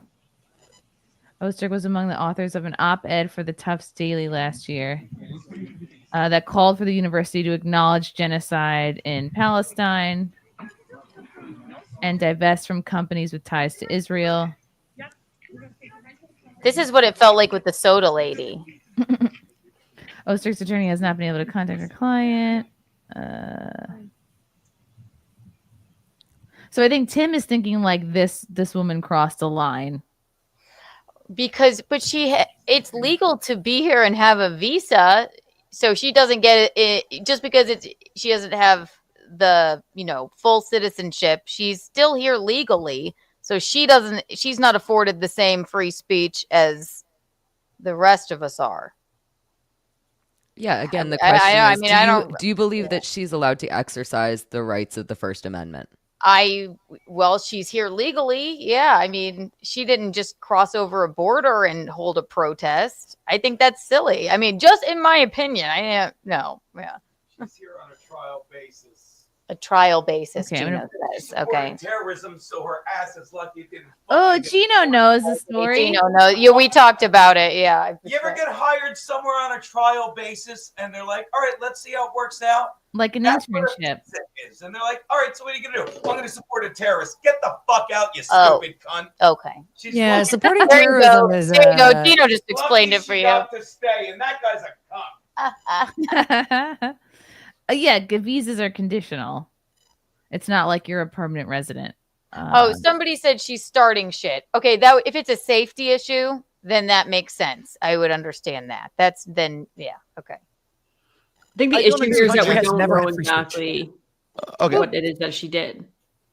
Like, was it just that she is critical of Israel, and like, is that what it was? Well, in the clip, I think she was urging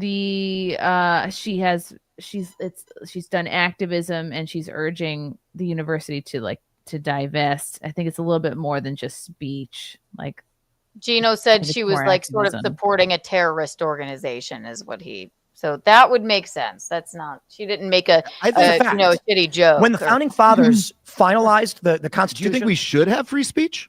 Yes, but there are limits on what free speech is based on the moral worldview of the individual argument. For instance, do you believe someone should be allowed to direct someone to commit a violent crime? That's that's not the moral worldview of an argument. That is the effect of the speech. So you think that whether you have free speech should be your words should be based on the moral worldview of the argument. So to understand certain your arguments view of what free speech means, I'm asking you a question. If somebody says explicitly, you right now commit crime to that person, is that free speech? Someone says you right now commit crime to that person, and what do they do it? Yes. I mean, I guess I'm not a free speech scholar, but like that is there's probably be legal consequences for that free speech. It is illegal to do that. Do you think someone should be able to yell fire in a crowded theater? I mean, this is the canonical example of speech that's not free speech. So it actually is. That's Brandenburg v. Ohio. It is, in fact, legal speech. I don't think people should. I understand the Supreme Court's ruling on that issue. The challenge with free speech, let's go back to the beginning of this country. Blasphemy laws were on the books after they even had the First Amendment. Like they literally say you can't blaspheme. We would say that's not free speech, but how did you have a First Amendment if you arrested people for blaspheming? My point is, and this is an anarchist philosophy, the laws of the country are dictated by those with the power to enforce it. That's why it used to be illegal to put a pie on your windowsill, but even though it's still illegal, nobody arrests you for it. So free speech. Oh, this is a good comment from the chat here from Strawberry Viking. Tim doesn't feel non-citizens should be able to rally and push their activism for non-American values / terrorism. Right, which is what Gino was saying. If it incites violence, then actually, I don't think anybody should be able to incite violence if that's the case. So, American or not, yeah. Other comments. She was soft pedaling. Where did that comment go? It was a good one. Soft pedaling Hamas. I have a question, I guess, as to what Gino said also. So, in my opinion, terrorist associates should probably go to jail, right? Let me get a minute. Eugene, there's a question for you. I think that we can potentially agree to that. So should that woman say it go one to more jail? time, Cayley, because he can answer you. Go ahead. Okay, so I'm very curious. Okay, so I think that terrorist associates should probably go to jail, right? I think we can all kind of generally agree with that. So if that woman was a terrorist associate, should she go to jail? I don't. If she's a terrorist, so I let me say I would think so, but hopefully I didn't give you the impression she was a terrorist associate. It's just that she wrote a paper supporting terrorist actions. So that's like when you're on a visa, you're like, all right, well, then you're deported because that's not how a U.S. citizen acts. So she didn't get deported, but they put a good scare into her. They put her through trial. Remember, we covered this. Yeah. And they let her stay. I guess I must have been bored that day. Yeah, I don't hard know. to believe. Mind was wandering. We were fighting with a puppet. It was Jake and Louie that day. Sorry to interrupt you. Yeah. So did that answer your question? Because I might have screwed it up, but I think it did. Wrote a paper supporting like Hamas and shit, and they're like, you can't do that. You're on a visa. Sorry to interrupt you. No, I thank you for helping to explain it. Thank you. I feel like I made it more cloudy, but sure. You did it. The girls love it. How do you forget? Get out! We had Jake and Louie, a puppet, fighting with me about. Yeah, I don't remember. It was a normal day. Yeah, she was arrested and jailed for over 6 weeks because she co-authored an op-ed that offended the government. That's what this one tweet is saying. People think it's dystopian. You know, some people think, oh, it's just free speech. Some people think she crossed the line. It's definitely an interesting conversation to have about where that line is and what makes somebody a terrorist associate. You know, I mean, that's also an interesting question. Right. She called for the school to acknowledge the Palestinian genocide. Mm-mm. I don't know. Is that really? I would just focus on, I don't know, maybe your grades, getting home. Why do you want the school to do that? That's nobody goes to school for their grades. If I'm studying abroad in Australia, am I going to be like, we got to do something about these fucking angry, vicious koalas? No, I would probably just keep to myself. I would ride out the semester and then be on my way. Right. Well, I mean, if the koalas are tearing a place up, like maybe we do need to do something about them. I'm just there for a semester. It's not my place. Is there like a Hamas sorority she could join? Maybe. Well, what if What they, if a what course? if you What get if a beat up course by you were the taking was koala? about koalas? True. What if I had a koala minor or something? Would you want to like? Would you want to just get raped by the koala just to not bother Well, anybody? if I was going to study abroad in Australia, I would be aware of the koala rapes and I would act accordingly. I wouldn't go out If at you were night going to get raped by a alone. koala, you would then apologize to it and explain that your husband only eats fast food sometimes. It's really okay. Everything is Exactly. fine. He doesn't eat fast food a lot. Koala bear, it's fine. Okay, we're not bears. Does change throughout the generations. Of course. We never grew up in an era. We never had a time in our lives where you had true free speech the way the absolutists want it to be. Yeah, I'm talking about the story that we tell about ourselves as a country, man. I'm talking about That's not true. I'm talking about the values that we have collectively as people. And of course, those are always changing a little bit and people are trying to pull them in one direction or another. Split in half. I would have thought, that like, I don't know that much about you. I know you're very involved with Occupy and stuff like that and protest movements, which I think is cool work. Did he do like a Google search of Tim Pool from like 15, 20 years ago? Like Occupy Wall Street? Is that what you mean? Yeah, that's how he started out. But like, I don't think Tim has done anything with I mean, I don't know. Like the That's fact that like, he's like, shocking. I don't know much about you, and then brings that up. Of Yeah, all goes- things, like what? I don't know. I feel like you know his whole history. That probably comes up on page 1 of a Tim Pool Google search. Here's something incredibly embarrassing from your past, but I don't know you at all. Yeah. Well, not embarrassing. It's just outdated info. It's like that was like Right. from what, Like- 2015? True. Maybe earlier. I would have thought that like a student writing an op-ed about another country's war and her own institution's support for it, vis-a-vis our country's foreign policy, would be the kind of thing that you would think is a sort of free speech that we should value. That is the kind of free speech that I think, I personally think like a lot of the idea of America is built upon. I think it's one of the good things about the country, that this is a country where you can come here and you can express your opinion mildly in the newspaper. What happened at Kent State? And I think Kent State was bad. My point is, I there's think things it was we bad, wish man. America was, but I kind of feel like a But non-citizen. this getting, one you getting said you deported. think is good. You're not sitting here going, man, yeah, She that's got a bummer. deported, She got dude. What are you deported." talking about? She didn't get shot in the face. Actually, she A didn't. conditional visa was revoked. I'm not crying about it. I don't care. I mean, I think she cares. I think That's her too family fucking cares. I bad. think the people of her. Yeah, I think they did release her. She might. Yeah, still they be. they let her stay. Did they need 6 dudes to detain her? Probably not. Maybe not, but they let her stay. Who knows? Maybe she works out. They need 6 just to be safe. University. Maybe she had a bomb on her. I think, No. like, Change the law, man. This is a marginal issue for a single person who was in violation of the INA as it's enforced by a government that was elected by a popular majority, or I should say by a plurality, but the popular vote. So let me pull this up because this is what we were talking about earlier. This is RCP from April 22nd. Every age bracket, to be fair, 40-49 is a tie, but Real Clear Politics aggregate shows from all of the latest polls, 70 plus is the only age group that is a negative view of Trump's job. Wow. Okay. I'm just trying to. This is a popular majority. I'm just trying to make sense of your position around free speech, because you agree with me about all the past things in America that you're talking about. Kent State, you're talking about George Carlin and all these other things, and these were bad abrogations of free speech. Indeed, deportation is not a murder. You're going home. I'm giving you a ride home. But if you came to my house, I let you in the door. I said, you can hang out tonight. And started shit talking my brother. I say, bro, I'm going to give you a ride home. I don't think you should be here. That's not an affront to someone's sovereignty or free speech. It's like the worst thing that happened to you is I give you a ride home. Oh, I'm going to cry. She's going home. What's the problem? Home's nice. She was here conditionally. We said, hey, we kind of think you're being a dick. We're going to give you a ride home. That's it. I mean, when I get a ride home, Kent State, 6 guys don't normally shove me into a van, and then my family doesn't know where I am. That's How about you're at a bar and you're acting out in some way, and they say, listen, buddy, do you feel security throws you out of the bar? Do you feel this gets woman you a was cab. acting out? Do you think she was acting inappropriately? Do you think that she was acting? I've already told you I did not.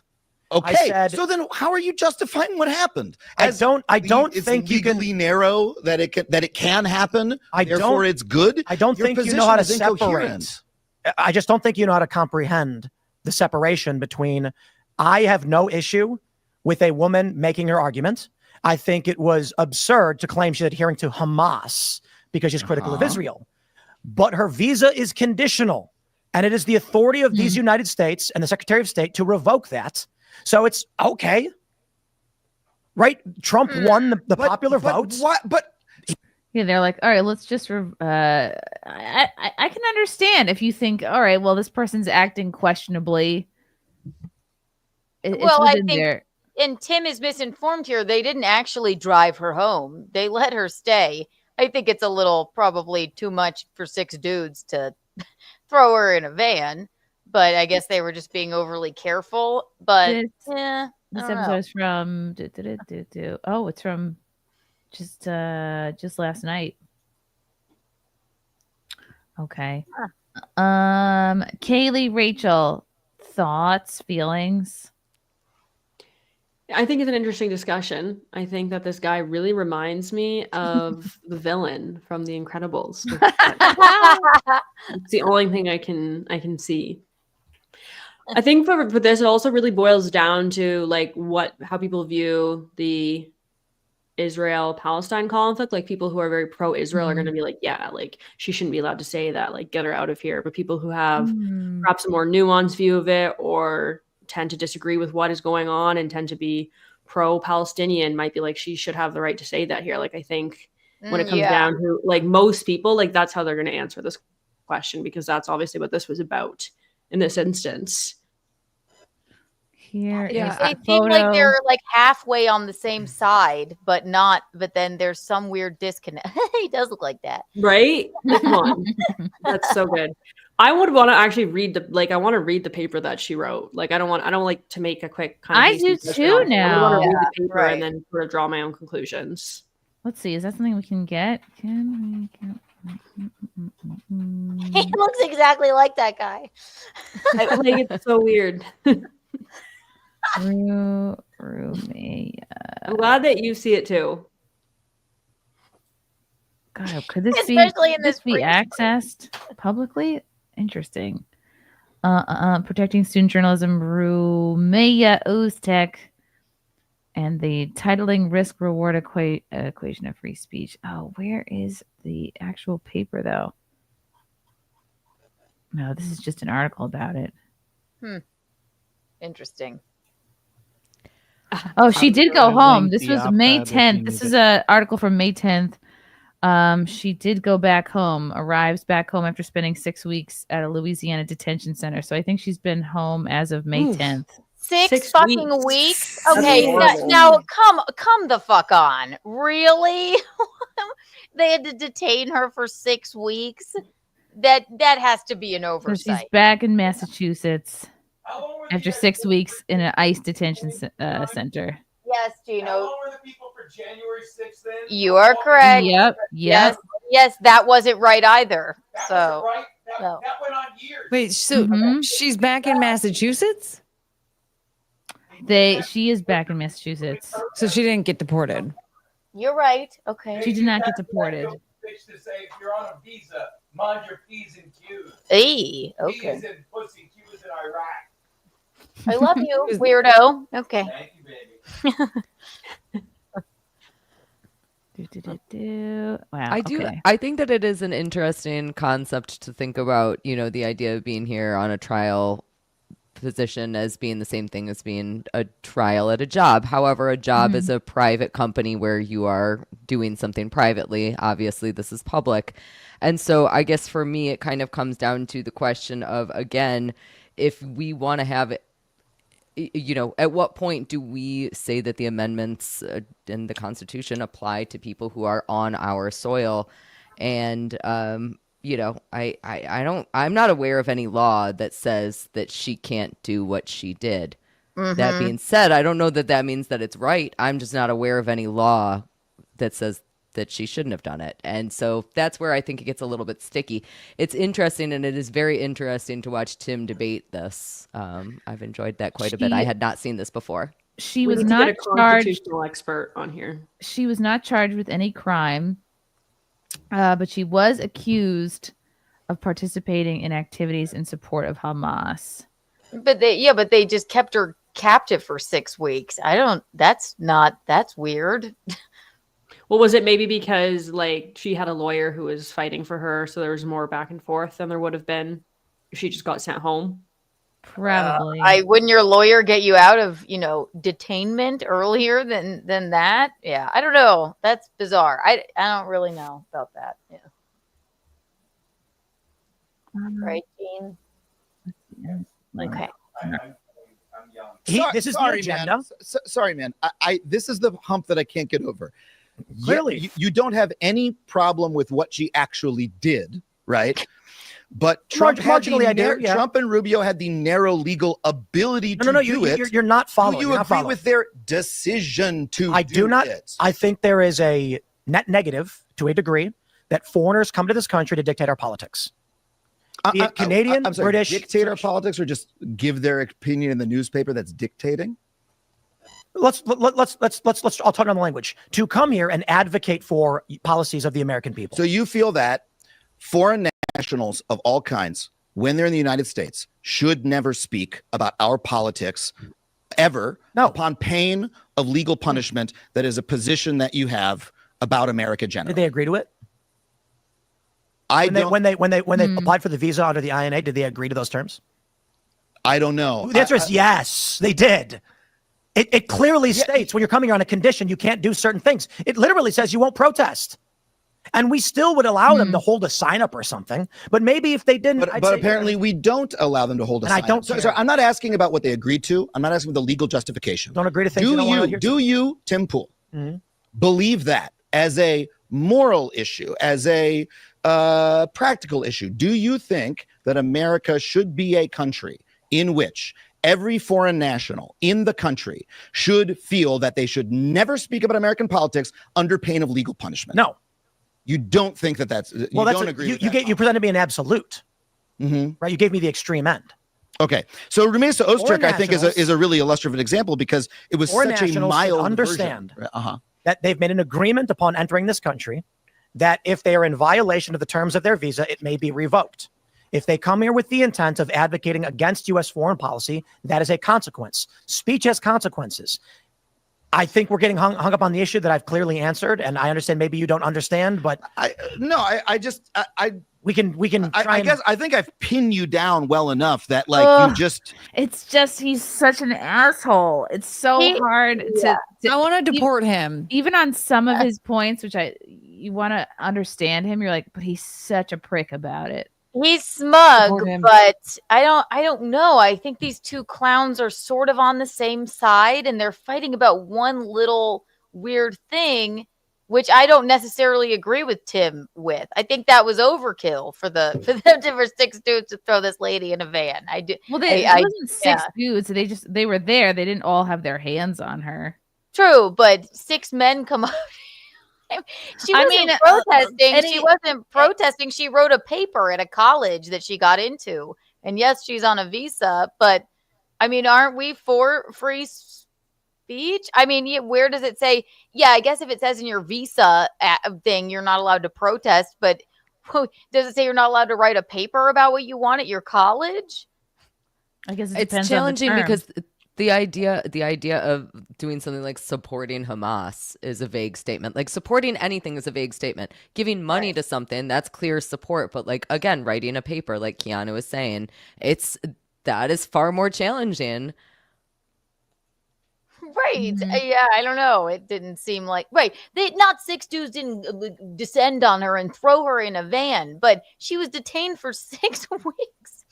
It's a little nuts. But I will agree, denim guy is smug as fuck. Right. So finish this out. Hold on. You just really have a much smaller view of free speech than I do, and I think a lot of Americans do. I think it's a change to the American spirit. I think it makes the country smaller. It's a shittier country to live in. Is a country where people live in fear of what they say when they're here on a student. They always visa. have.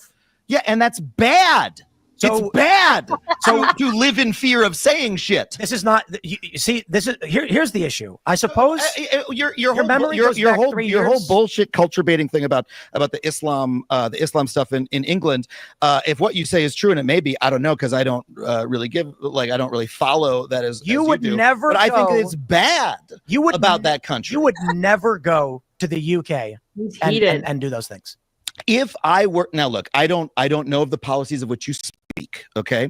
But if I were to be in England and I were to make a joke on their stage and I were to be put into a van and removed from a country, I would say this is a bad thing about England, and I would I think that the country sucks, and I think that they should change it, and I don't think people should go there anymore, and that sucks for them and it sucks for us. You wouldn't make a joke about Islam in the United States. Yeah, I'm on Denim Guy's side at this point. Okay,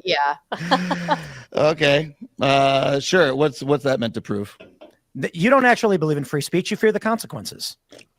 Because I don't make a joke about the topic that you demand me to. Because this topic, I don't believe in free has speech. resulted in people like at Charlie Hebdo getting murdered. Yeah, that's bad. It's bad that they were murdered. South Park tried just showing Muhammad, and Comedy Central wouldn't let him do it. Yeah, that's bad. So let's see you stand up. Adam just keeps saying that's bad, and Tim's trying to say these are the consequences of what is said, and he's like, would you go and say something in a different country? I also sort of take his point. It's like he's demanding that what's his name, Andrew? Adam. It's Denim Guy. The nameless jean jacket guy. He's like, you're demanding I make jokes about these things. So I'm curious to the context of this. Like, does he make fun of all other religions but Islam? Is that like a thing he's known for, or is this topic of Islam? I think Tim is just saying this is an example of something like Adam acts like he talks about free speech is so great, which it is, and you should be able to say whatever you want without consequences, and Tim is saying there are consequences to speech. Would you go to the UK and besmirch Islam? And he's like, Well, the example. Well, I'd go to UK and make jokes about if I had jokes about whatever, like I wouldn't expect to be thrown in a van and taken away. That is bizarre. I think it was a very weird oversight or something. I don't know. I think again, a lot it of comes people to in the comments saying that he makes fun of majority Western religions. So yeah, I think that was maybe sort of the context Tim was bringing up. Like, you'll make fun of Christians because no one will do anything, but you can't make fun of Islam. So I take his point.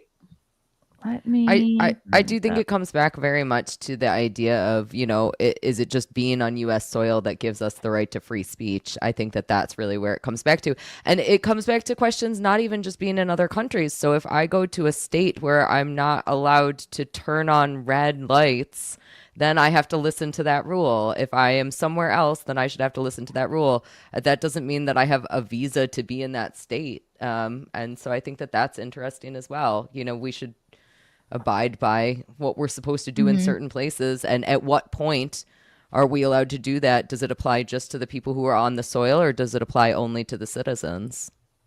Yeah, good point. Well, then why would you want anyone? Why would anybody want to come to this country if they're not afforded? You have to have a visa or whatever when you're, or I don't know. How do you become a citizen? So she called for a divestment of the college from Israeli companies. That is what the op-ed is demanding, and that's what led to her arrest. And this is a screenshot of, let me pull this up. Okay, context of detention and release. Rumizia Ozturk, a fifth-year PhD student in the Ellett Pearson Department of Child Study and Human Development at Tufts, focuses her research on children's and adolescents' positive development in a digitally connected world, particularly social media use in pro-social ways. She received a Fulbright scholarship, smarty pants, and earned a master's degree in developmental and child psychology from Columbia in 2020. Her detention stemmed from an op-ed published in the Tufts Daily on March 26, 2024. So this is like a a year ago, co-authored with 3 others and endorsed by 32 students, criticizing Tufts' response to resolutions calling for divestment from companies tied to Israel and acknowledgement of the Palestinian genocide. The U.S. Department of Homeland Security, DHS, and ICE claimed she engaged in activities in support of Hamas, but no criminal charges were filed and no public evidence beyond the op-ed was provided. She was detained for over 6 weeks, reporting poor medical care and worsening asthma. That's from her lawyers, before being released on May 9th, 2025, by order of U.S. District Judge William Sessions, who found no evidence she engaged or advocated violence. Okay. That's where I struggle also. So like if she is criticizing Tufts, then Tufts can kick her out because they are a Right. private institution. So if Tufts kicks her out and then her visa says you're no longer in university and a part of your visa conditions were being in university, then we can deport her. If that is the series of Yeah. events, then I don't necessarily have an issue with that. I agree with Keanu a little bit, at least what I'm understanding from what Keanu is saying is that I think that this series of events is maybe not necessarily the right one here. This is the op-ed here. Wow. Okay. Yeah. From March 26, 2024. Op-ed, try again. President Kumar renewing calls for Tufts to adopt March 4th TCU Senate resolutions. How long is this? Wow. It's just this. On March 4th, Tufts Community Union Senate passed 3 out of 4 resolutions demanding that the university acknowledge the Palestinian genocide, apologize for university president Sunil Kumar's statements, disclose its investments, and divest from companies with direct or indirect ties to Israel.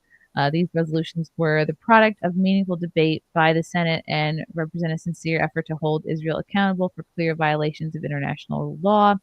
Credible accusations against Israel include accounts of deliberate starvation, indiscriminate slaughter of Palestinian civilians, and plausible genocide. Unfortunately, the university's response to the Senate resolutions has been wholly inadequate and dismissive of the Senate.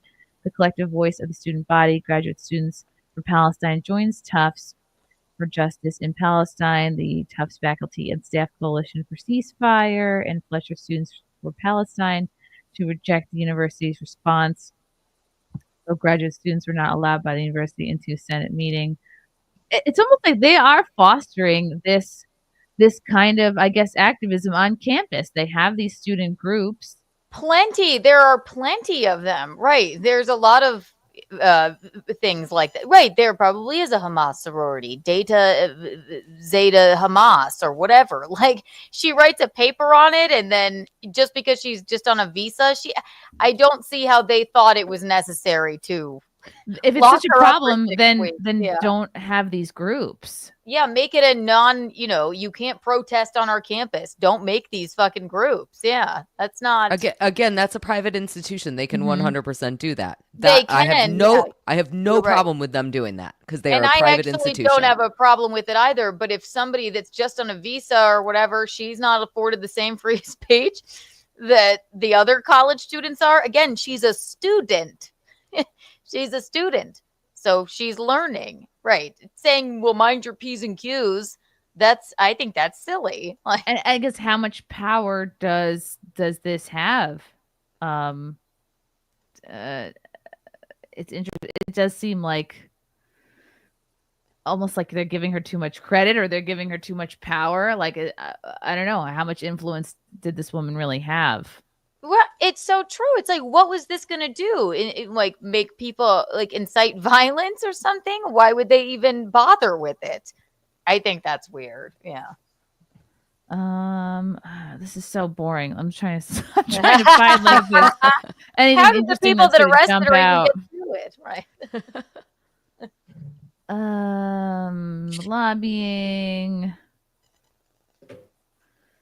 It's student activism, and I don't think she's probably not the only buddy on campus with these feelings and writing these kinds of things. Yeah, or probably if there's groups, there's probably many of them. So and there's multiple. This was written by a bunch of people. What happened to everybody else? Nothing. But was everyone else an American citizen? Fatima, doubt it. Well, then why didn't they throw Fatima in a paddy wagon? I don't understand. No, I think that's a weird fucking oversight. Yeah, that would be a interesting question. All right, let me see what else they say on this. Let's finish this out. For that value and come out and make a joke about it. I've stood up about free speech plenty of times. What are you talking about? Take it to the next level, brother. Okay. How about we do this? You believe in free speech. Dude, this is what you do when you've lost an argument, is that you just you just not even jump arguing to this. You just You brought jump it to up. this. What? You brought it up. What did I? Oh, the Islam piece of it. Yeah, no. And now I'm continuing the conversation, and you're derailing into you must have lost the argument. No, because Brother, let's stand up for South Park, for Matt Stone and Trey Parker. I stand up for them. So go on stage and show a big picture of Muhammad. I'm sorry. What the thing that you're doing? Stand up for free speech, brother. Do it. Oof. I'll do it with you. So you're demanding me to go on stage and Prove do you something care about free specific, speech. and unless I do, I'm a coward. I'm saying this is a bizarre rhetorical move. Speech. This is a bizarre rhetorical move. I didn't call you a coward. Tim is just saying, like, put your money where your mouth is. Like, see what happens to you if you do this. And he's like, I don't understand why you're asking me to do this. He's like, he clutches his denim. Yes. I said, prove you care about free speech. Yeah, I prove do something that creates real risk to your person for free speech. Yeah, I speak about shit all the time, dude. I'm happy to live in America where the things I say don't create real risk to my person. In fact, if I were to say the things that you're saying, I would not be creating. So that tells me that he's not said a joke nor sent a tweet that's had any real backlash. He just said, like, I have never really had a risk to my person. He's never been like pepper sprayed at a comedy show. He's never, no one's ever thrown a sandwich at him. He's never been swatted. He's never had a pop thrown at him. No. Or soda. Right? Exactly. He's a cartoon. It's easy for him to sit there and I think he is afraid because he's never had, it sounds like he's never had a moment where he was like, oh shit, I got this crazy letter in the mail like we all do, or like just an unhinged fan.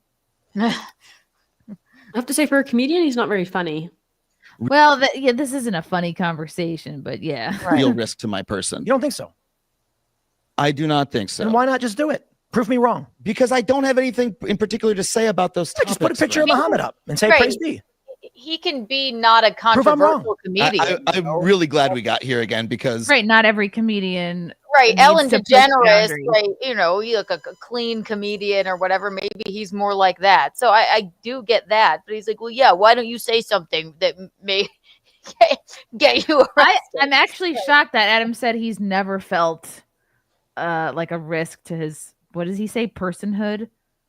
That's shocking that he could do comedy this long and never been like, actually, I did have a scary moment, or well, it looked like a hefty dude, so maybe he just maybe it's being a man. It's right. It's I don't just know. easier. I don't know, because you're not like physically worried about harm. No one threatens anybody in full denim. I don't think. It's just very fun to sit in how weird this part of the conversation is. Remember Charlie Hebdo? Yeah, it was. Yeah, what happened?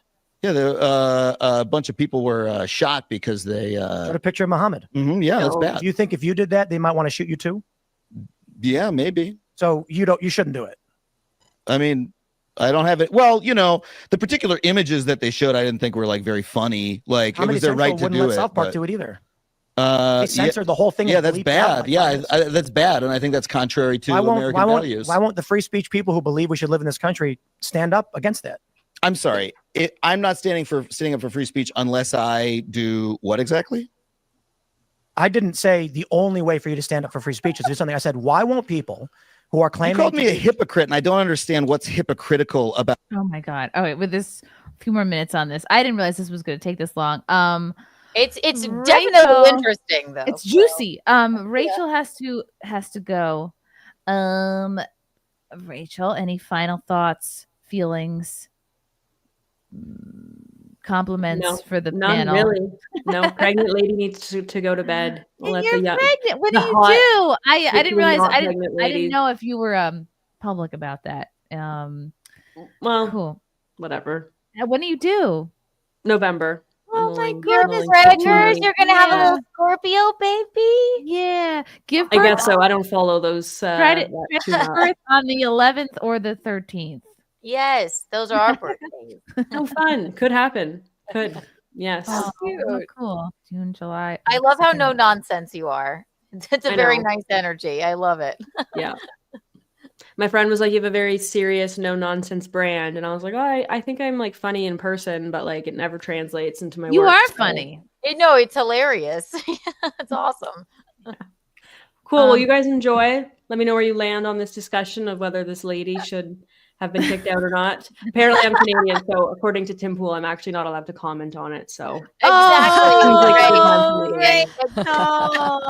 Oh my goodness. I wouldn't want to overstep and ruin my chances of becoming an American citizen one You're day. just not allowed to do that here, but you Okay. can do it while And you're from still at afar. home. Yeah. Throwing a Look, pregnant lady in a I can paddy cosplay wagon. as an American I'm citizen, gonna I renew guess. your visa, Rachel. You're all good to go. Perfect. Thanks, guys. Oh, feel good, Rachel. Thanks for coming on. Yeah. Take care. Bye, guys. Good night. Oh my goodness. I forgot that she's pregnant. And She I looks want to great. put it out in case she was in public about it. Okay. 4 more minutes of this, and then I'm gonna play a couple more clips of Adam being shitty. About me Thank only doing Critical jokes about the topics that I'm Is interested that you in. would not go to the UK and speak in violation of their speech laws. I mean, I went there. I made fun of their government. I talked about, the fire at Heathrow because that impacted my travel when I was they have hate there. I speech talked laws. about, yeah. So you can make fun of white people, but you can't make fun of non-white people. You go to jail for that. True. Okay, yeah, I think that would, if it's as you say, that sounds like if it applied to me as a comedian, I would not. I think it would say that's a bad law. I would not go to Turkey and speak out against Islam, and I would not go to the UK and violate their speech laws. Oh, okay. So are you a coward? What's your point? No, I actually agree with the sovereignty of nations, and if they have laws, I'm not going to violate them. Oh, I see the point that you're making. Okay, so so when things are legal, they're just. No. Okay. So then what is your point? Your argument is that foreigners should come here. So one of your face no one of your values consequences. is you should respect the sovereignty of other nations. But again, look, Yeah, for this sure. this is a Should we invade this China? is a recent change in the way that the U.S. prosecutes and selectively enforces the laws that are on the books, and that's what happened to Rumeysa Öztürk, and again, that's like a material change in like I spirit and will values say- of America. Just because I think we spent like an hour on the one subject. Yeah, We can I've try been having a to great say, time. Yeah. I agree. It's been fun. Doesn't sound like I had a question. I have a question my for God, you. they've been having a good You mentioned time? that Trump is, it's Okay, I think that might be it for that one. Just a little more filler on Adam's politics. I do here. wonder if they shook hands after that interview. Like, It makes I you wonder what wanna it was like. I want to watch the whole see thing. 2 minutes after they turned off the cameras. Like, that's what I Yeah, want to see. that's probably in there. Well, Tim does have sometimes a like additional, like after the episode, they'll record further. So yeah, I wonder if they made nice. So this is Adam. We're living under authoritarianism, but you have he actually believes we're living under authoritarianism. So in the past couple of weeks, reading the news has become kind of a surreal experience. Trump is throwing innocent people into unmarked vans and sending them to foreign concentration camps. But whoops, we're supposed to ignore that because J.D. Vance just killed the Pope and Jeff Bezos shot Katy Perry into space for feminism. This is such a weird time to be alive that the same day Katy girl boss too close to the sun, I got a notification on my phone from the LA Times, which asked me, what's to stop? Oh, okay. I just got my answer of where these messages are coming from. The LA Times. Okay. He Trump stole from my exiling joke you to a foreign prison? It's actually a good question. What's your joke, Keanu? about JD Vance killing the Pope, and believe me, people don't like it. So, no, it's a very touchy thing. But I guess that was a parallel thought. He's a joke thief. Yeah, is he to stole stop my Trump from joke. sending me or you or anyone we care about to a hole in Central America to die. I mean, in the past few months, our government has pulled a student off the street for the crime of writing her opinion in the newspaper, thrown her into a van, and flown her 1,500 miles from her community to rot in a cell. It's detained its own U.S. citizens for looking Mexican. And Trump has directly defied a unanimous Supreme Court order to bring back a man they admit they sent by mistake to a Salvadoran prison. So if you were wondering what life was going to be like under authority, I mean, if there's a couple that are sent by accident, but there's thousands that are rightly sent there, I guess I'm okay with that. Can I add one thing about that? Can Get I the add one rapists thing? out. And by that I mean ask you guys, okay? Because look at his stupid fucking smug face.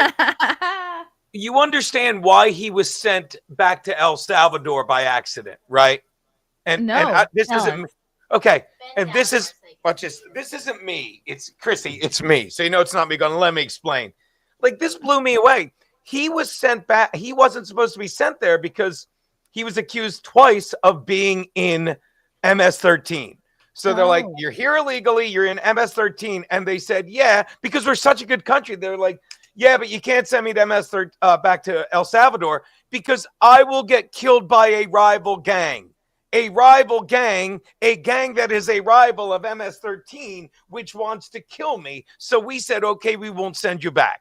And then because of some paperwork error, we sent this guy back. And he's like, yeah, but I'm not MS-13. Then fucking stay there. What are you worried about? And the gang, the rival gang he was worried about doesn't even exist anymore. I think it was the Compound Media gang. So do you understand? This fucking cocksucker, and please tell me you're going to talk about Bruce Springsteen next, that does nothing but say, oh, we sent him illegally. You're a fucking cocksucking piece of I hate his face.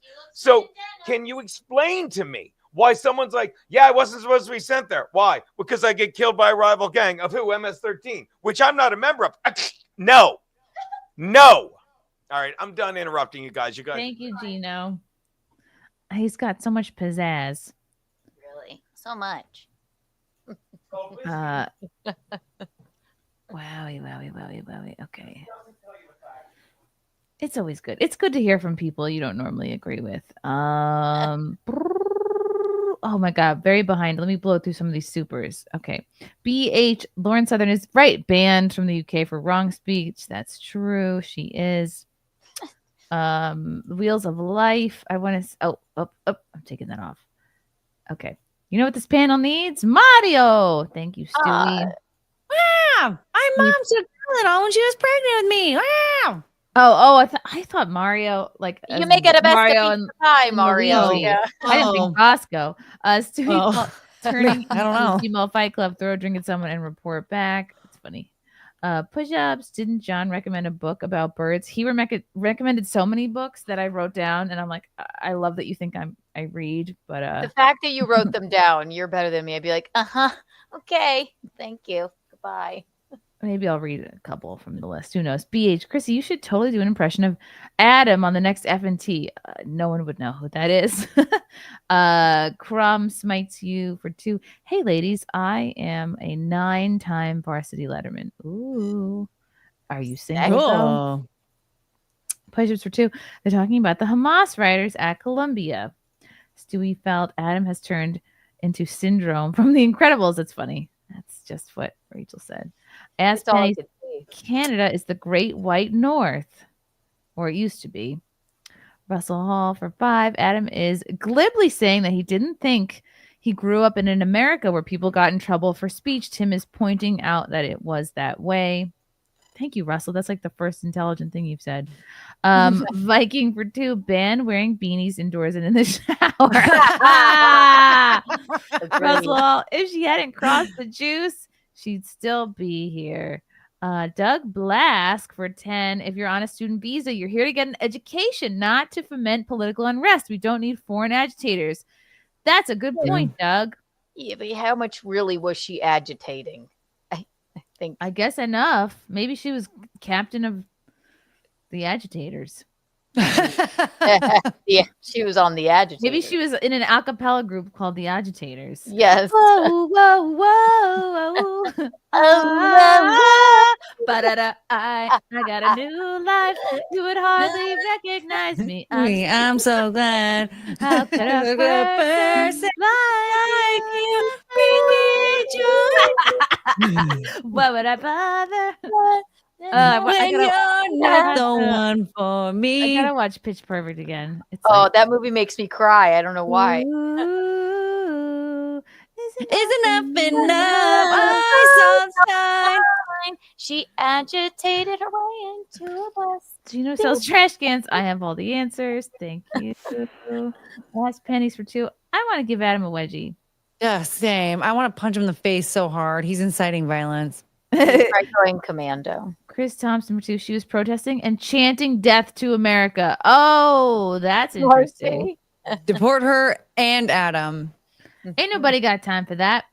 Crom smites you. Chrissy, you pretty ladies need to chill out. Papa Trump will figure it all out. I respect strong women. My mom was a district judge. I bench 300 pounds. Cool. I don't understand any of that. What does your mom think of all this? Yeah. Does your mom watch the show? Fook, you fat hoe, says, Keanu, while you were sleeping, you lost the notebook. I hope you got mail for a 40-year-old virgin like me. I found serenity for an old boy.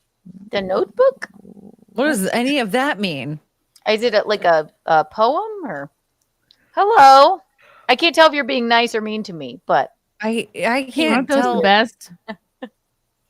Mushrooms are a hell of a drug. I know. He's having his Russell own Hall for party. 5. Look, I appreciate the topical political discussion, but this is SimpCast. At least do your audience the courtesy of shaking something while you watch. Really, Russell? Yeah, Russell's Yes, having it's his own Russell. party. Really? Get some popsicles out, Cayley. Shake them. I hiked my boobs up to my chin. That's the least I could do. Come on. Are carrying this program. Ask Benny's, can an American woman please marry me? I don't care if it's a sham marriage. I just want free speech and guns. Ask Well, Benny. wait, here, that's a good question. If you're a citizen because you're like an anchor baby or you marry somebody, are you allowed to say whatever you want about a mom? Well, if you're an anchor baby, you're a real citizen. Well, if you marry somebody that's a citizen, then aren't you a citizen? Are you allowed to say You still have to apply for citizenship and get it. Oh, Get a okay. green card. But if you have a green card, will you be thrown in a paddy wagon for free speech? You Yeah, shouldn't Melania be. Trump can do it right now. Again, that's Yeah, the soil question also. and it's quite interesting. Well, good luck to you, ass pennies. We're all taken. Viking is Adam's Conover. Haha, that's very cute. Crom smite. Chrissy, one time I shot a bat. I won't play. Okay. What? Slain Hope 2. Adam has a California shaped dildo. Okay. Simon O. Keanu would be perfect. Lois Lane and Superman. I agree. Oh.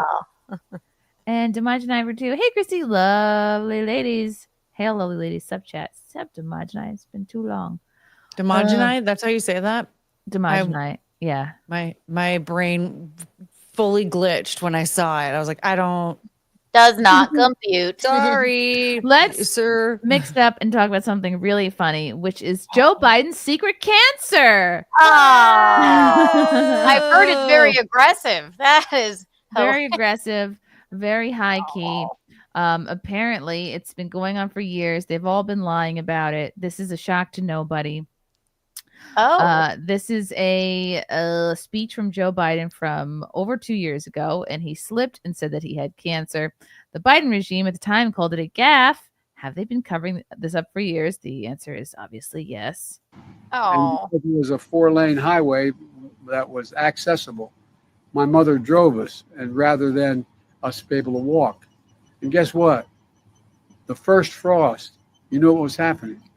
It had to put on their windshield wipers to get literally the oil slick off the window. What? That's why I and so damn many other people I grew up have cancer. And why can't for the longest time, Delaware had the highest cancer rate in the nation. And because it was a Ruh-roh. Oh, so he didn't say he had cancer. Yes, he did. He Did said he? that's Yeah, why yeah, he I said- and so many others have cancer. Oh, got it. Okay. I missed it. Yeah. Maybe willfully. I don't know why. I just think it's sad that he has fucking cancer, I guess. I don't know. And okay, this came out. I wonder if this came out ahead of what's his face's book. I wonder. Jake Tapper. Tapper. Let me pull this up. Hold, please. Do do do do do do do Because you can live a long time with prostate cancer. It's not exactly a death sentence. So I wonder why they did say it just now. I don't know. Joe Biden has cancer with metastasis to the bone. It's considered Jeez. advanced. If he had the best medical care and screenings for 4 years, they'd have found it. And it means he's likely had it since before dropping out. The Democrats knew.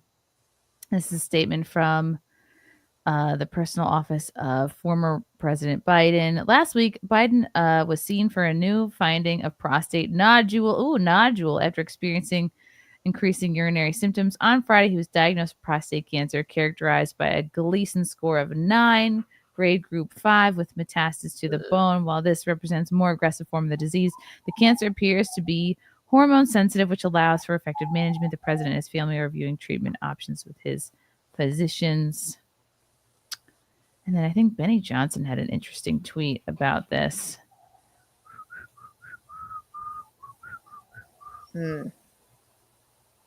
Do you think, I mean,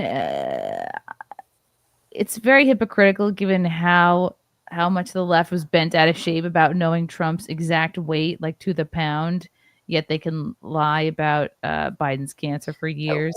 Well, Tim is right here, right? Because don't they probably take your blood pressure and do all of your vitals every single morning if you're the president? How could it all of a sudden just be aggressive prostate cancer? It's very sad either way, but yeah, I feel like he would have already had a screening, especially at his age. He would have been getting screenings quite a bit. Like, and that little snafu of his saying, like, that's why I and other people my age have cancer. Like, it's weird to say that, okay, but then he was just now diagnosed on Friday? Mm-hmm. Like, I don't know. Something's really fishy here.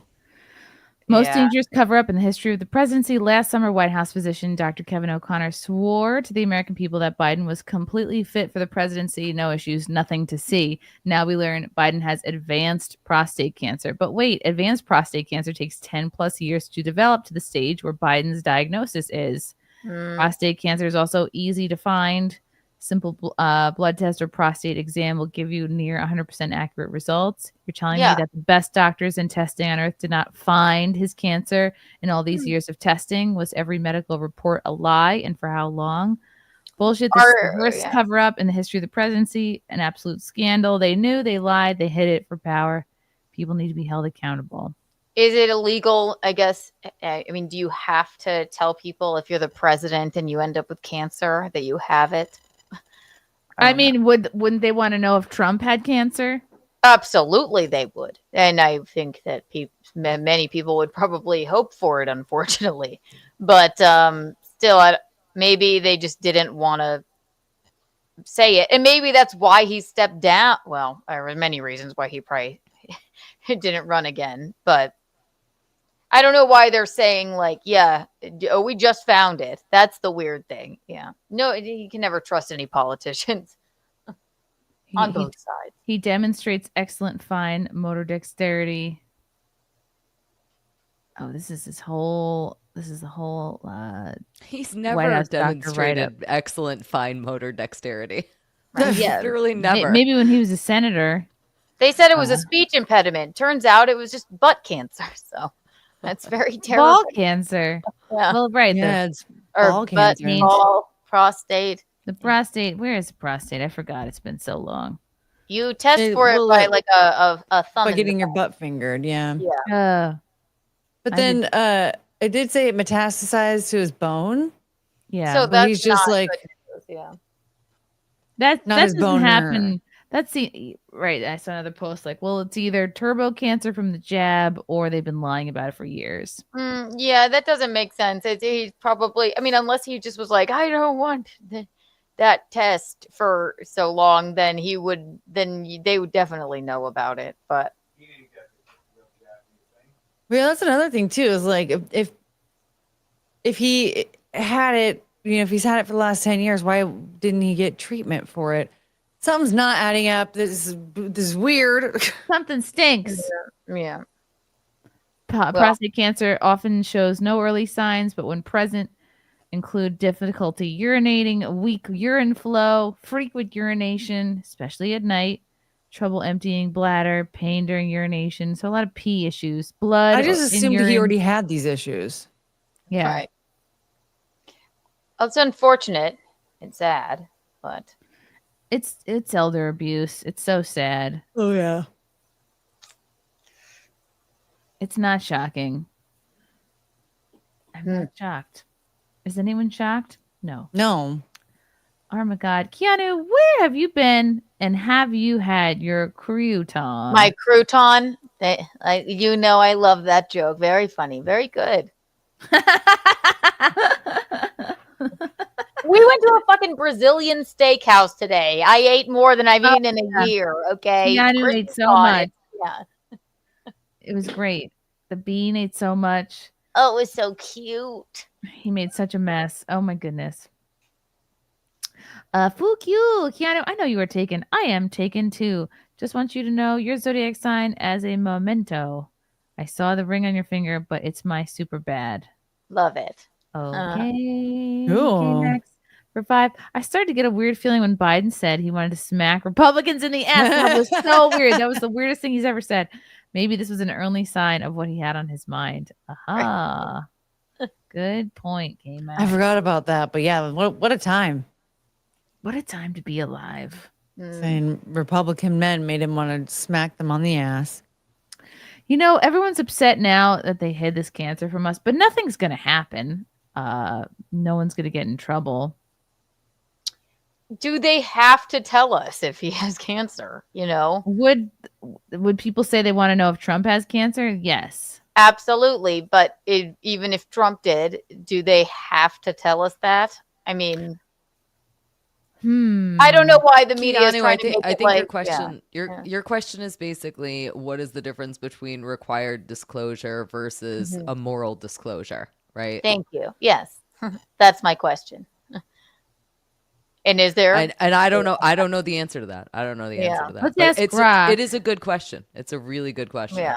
Does the U.S. Because I mean, I would president- think that there would be HIPAA laws that would say you don't Right. ever have to disclose any sort of medical things, regardless of what your job title is. On Right. the other hand, if you are going to lead our country, is there an obligation that you are healthy? Right. And, So was it? But so that is maybe that's a the gray area reason. for sure. Maybe that's one of many reasons he just like stepped down and wasn't going to run again. You know. Okay. No, the U.S. president is not legally required to disclose a cancer diagnosis or any personal health information to the public. The Constitution and federal laws do not mandate such disclosures. However, presidents often face political and public pressure to be transparent about their health, as it can impact perceptions of their ability to lead. Historically, some presidents have concealed serious health issues. For example, Grover Cleveland hid his 1893 cancer surgery, and Woodrow Wilson's 1919 stroke was tallied. So they all do it. Before Right. social media, you could do anything. In contrast, others like Jimmy Carter, who announced his 2015 cancer diagnosis, chose openness to maintain public trust. He also was not the current sitting He wasn't. president. Yeah, 2015. Yeah, we don't care. He was like 100 then. Right. The 25th Amendment provides mechanisms for transferring power if a president becomes incapacitated, which Biden was, but it doesn't require health disclosures. Public expectations and media scrutiny often drive voluntary disclosures rather than legal obligations. So it's a moral Ah. disclosure as opposed to a legal one. Right. To And gain trust, obviously, yes, you would say that. Hey, this is the reason. Yeah. That. Well, like what Woodrow Wilson did should have definitely been considered extremely illegal and should have changed a few laws. Well, you know what? I So- mean, Obama, they never took pictures of him smoking. He was a big smoking cigarette guy, which, you know, I'm fully for. But I mean, that so- doesn't matter. I mean, it's more like, did he get cancer from that? Was he in and Not out yet. of hospital treatments while he was president instead of being Right. the president? True. Viking for 5. Kiki, at Gino's age, make sure he's getting tested for old people diseases. Get tested for your old people diseases. I don't know. Go get your ass fingered. Yeah, get his Like- prostate checked. Gonna As be you a all, great widow. as you all know, the Robert Hur interview was released, I think, last night. He was one of the, I think, first whistleblowers on Biden's state. And they've released the whole thing. It's brutal. He clearly had no idea what was going on or when things had happened. This was a scandal, and Democrats media covered it up. So this is a little snippet. So during this time, we were living in Chambers Road, and there were documents related to the Penn Biden Center or the Biden or the cancer failure shot or your book. Where did you keep papers that related to those things that you were actively working on?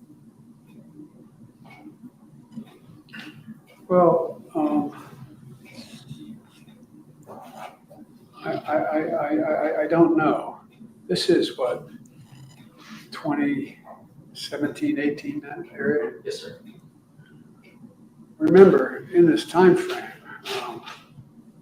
my son is either been deployed or is dying. One or the other. No big deal. And so it was, and by the way, there were still a lot of people at the time when I got out of the Senate that were encouraging me to run in this period, except the president. They're not a mean thing to say. I mean, he just thought that she had a better shot of winning the presidency than I did. And so I hadn't at this point, even though I'm at Penn, I hadn't walked away from the idea that I might run for office again. So if I ran again, I'd be running for president. I think, didn't he just ask him where the papers were? And he's on a tangent. Well, he's My God. extremely. I mean, he's got cancer. His brain's not working right. I mean, it's sad, really. He shouldn't have probably been our president when he was, and it's sad that they sort of forced him in there, or not. He forced himself in, or whatever. His wife did, or whatever. They had nobody else to run, and Well, he they doesn't just even wanted remember. Trump out, and He doesn't even remember when his son died, and he's like bringing up, "Oh, this is around the time my son was either deployed or dying. I don't really know," which it wasn't. He died before then, but it was also in response to a question about where certain papers are. Like, what the hell? Like, he's not even answering the question. But then on top of that, he can't even remember when his son died. That is terrible. Gino said the same thing. They need to. It's not that he didn't care about Bo. I don't think. They need to make him draw a clock. That's what they do to test. Like, that's what they did to my grandma. All that she's like, "Fuck you, I can draw a clock," and she couldn't.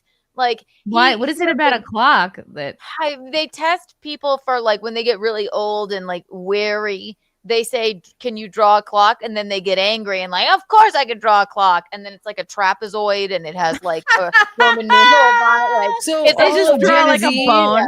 Exactly. All of Gen Z has dementia. Right, exactly. No, then Oh, he man. just threw an elephant instead. See, that would be, we should have, right. But he was in office. I guess he was just trying to finish his 4 years, even everyone though was he saying probably he knew it was wrong. the whole legacy media was saying he was sharp as a tack. Ugh. That's the thing Which that's is- funny. They think it's like his legacy will be great. Will it? I don't Nobody think thinks so. that. Yeah. He's falling upstairs, shaking hands with ghosts, asking where dead people were. Like, I know, it's come sad. on. Like, it was the people running the show are definitely like were severely abusive to him, but he also he had it coming. But I blame Jill. I'm like, Jill, you evil yeah. bitch. Like, why would you let him do this? That's your Horrible. husband, right? And so what was happening though? where are the papers? May 2018. Was it 2015 he died? Oh my God. 2015. I'm not sure the months are, but I think it was. Yeah. That's right. Whew. Mr. President. And what's happened in the meantime is that and Trump gets elected in November of 2017, 16. All right. Why wouldn't he have this So- all written out on a cue card, like before you do anything? because his wife doesn't give a fuck about him. She should have True. been there to do something, but he's like 50,000 years old and he's got cancer. He can't remember a thing, like. Yep. It's sad, true. really. And why are they answering? Why are they making him even answer these questions? It's like just let him. God.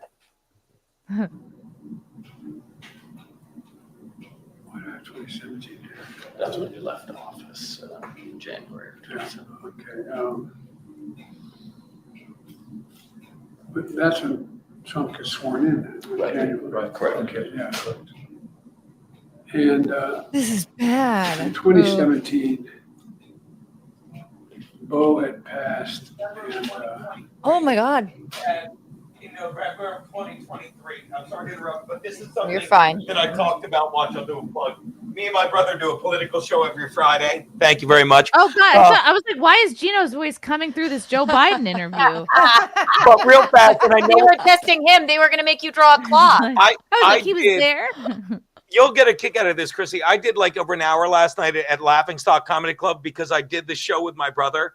And I was so angry about this, and I'm screaming, and it was a pretty conservative crowd, a lot of veterans and something like anyone that voted for Biden is a fucking piece of shit if they don't apologize. Because this is November of 2023. And this isn't like, oh, you could really see him losing it here. He's off the reservation. He's Grandpa Simpson in November. So how was he in the meetings? And you don't even know, he's gone here. He's gone. Oh, yeah. And he's so far gone. You're not like, am I wrong? You're not like, I guess a couple months before he lost. He shouldn't be talking. He shouldn't be talking publicly. And they shouldn't let him. God, you have no idea when he lost his mind. Oh, but somebody said this is when he was under investigation. No, so but I I'm guess saying he had it's to. November of 2023 and he's incoherent. So it's like I could, this is 2 years ago? If he Oh had my a couple hiccups, it'd be one thing. But he's gone, so you have no idea when he was gone. I'm done interrupting for another 5 minutes. No, you're right. It's very concerning. Mansplain to us some more. Sometimes you need a mansplaining. Honestly, I don't know. That's fine. Perfectly fine with me. the genesis of the book and the title, Promise Me Dad, was I know you're all close with your sons and daughters, but Bo was like my right arm, and that was my left. These guys were a year and a day apart, and they could finish each other's sentences. And Bo, I used to. You can't finish go your own home sentence. on the train, and what? Period. I can't believe this is. This is painful. Yeah, it's sad. Like he was so confused about like 2016, 2017, like when he was even saying like, oh yeah, that's when Not pressure. Trump was inaugurated. And he's like, okay, but how much that was when I left the office. Yeah. This is 2023, and that makes me even more sad. I fucking hate his family for allowing him. Yeah. Everybody knew how close we were. There was not anybody in the world who wondered whether or not. Anyway. This is elder abuse. Yeah, Joe. Anyway. Yeah. Ugh. No, let me just keep going and get it done. It's elder abuse at this point. Like, that's 2023. Oh my goodness gracious. That is Well, the very, thing is, very like, we were all aware of how he was on this like downward spiral as it was. I mean, Trump started calling him Sleepy Joe back in like 2018 or something like that. Right. Yeah. Yeah, like we all knew we were all fully aware. Like I remember laughing about that and thinking like, yeah, he's an old man. He's kind of, what a stupid old man with cancer. Can't even draw a clock. Jean-Pierre refusing to release Robert Hur Biden audio tapes. Now we know why. Karine Jean-Pierre attacked Robert Hur, refusing to release the transcript of the audio while claiming he had a partisan agenda to push. Doctor, when can we talk to the president's doctor, and how come they haven't been asked to come out here and talk with us, given the Hur report that challenges the president's mental fitness? So look, just to speak to the Hur report really quickly. Special counsel Hur is, as far as I remember, is obviously a Republican, a prosecutor. He's not a medical doctor. He's just not. It's not for him to speak to. Do you need to be a medical doctor to listen to that audio and figure out that Biden is out of it? No, it's just not. And you've heard from over the past couple of days since the report has been out, you've heard from legal experts from across the ideological spectrum, even former attorney general, and he says, and they have come out to say that the stuff in this report that is capturing all of your attention right now is just wrong. It's flatly wrong. It is inappropriate. It is gratuitous, and so going to leave that there. And it is obviously up for a medical doctor to decide. No, but look, not. I have said the medical doctor, the president's doctor, is going to do a physical. He's going to, and he has always put forth in the last 2 years a detailed memo on the president's obviously.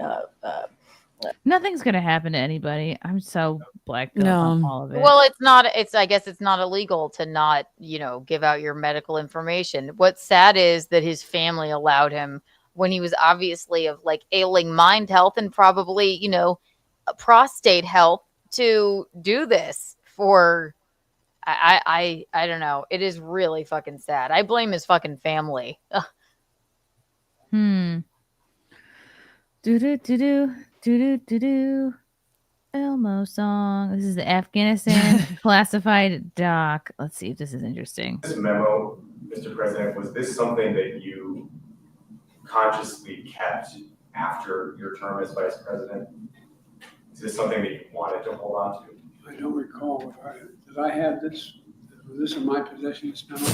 Yes, to give you some context for this, Mr. President, it was found in the front of this notebook that's on the first page, and the notebook was found in the library at the Lake House in one of the drawers in the cabinet. I don't recall how it got back. I mean, I don't recall how it got back in the book because I sent it to the president. I gave it to the president.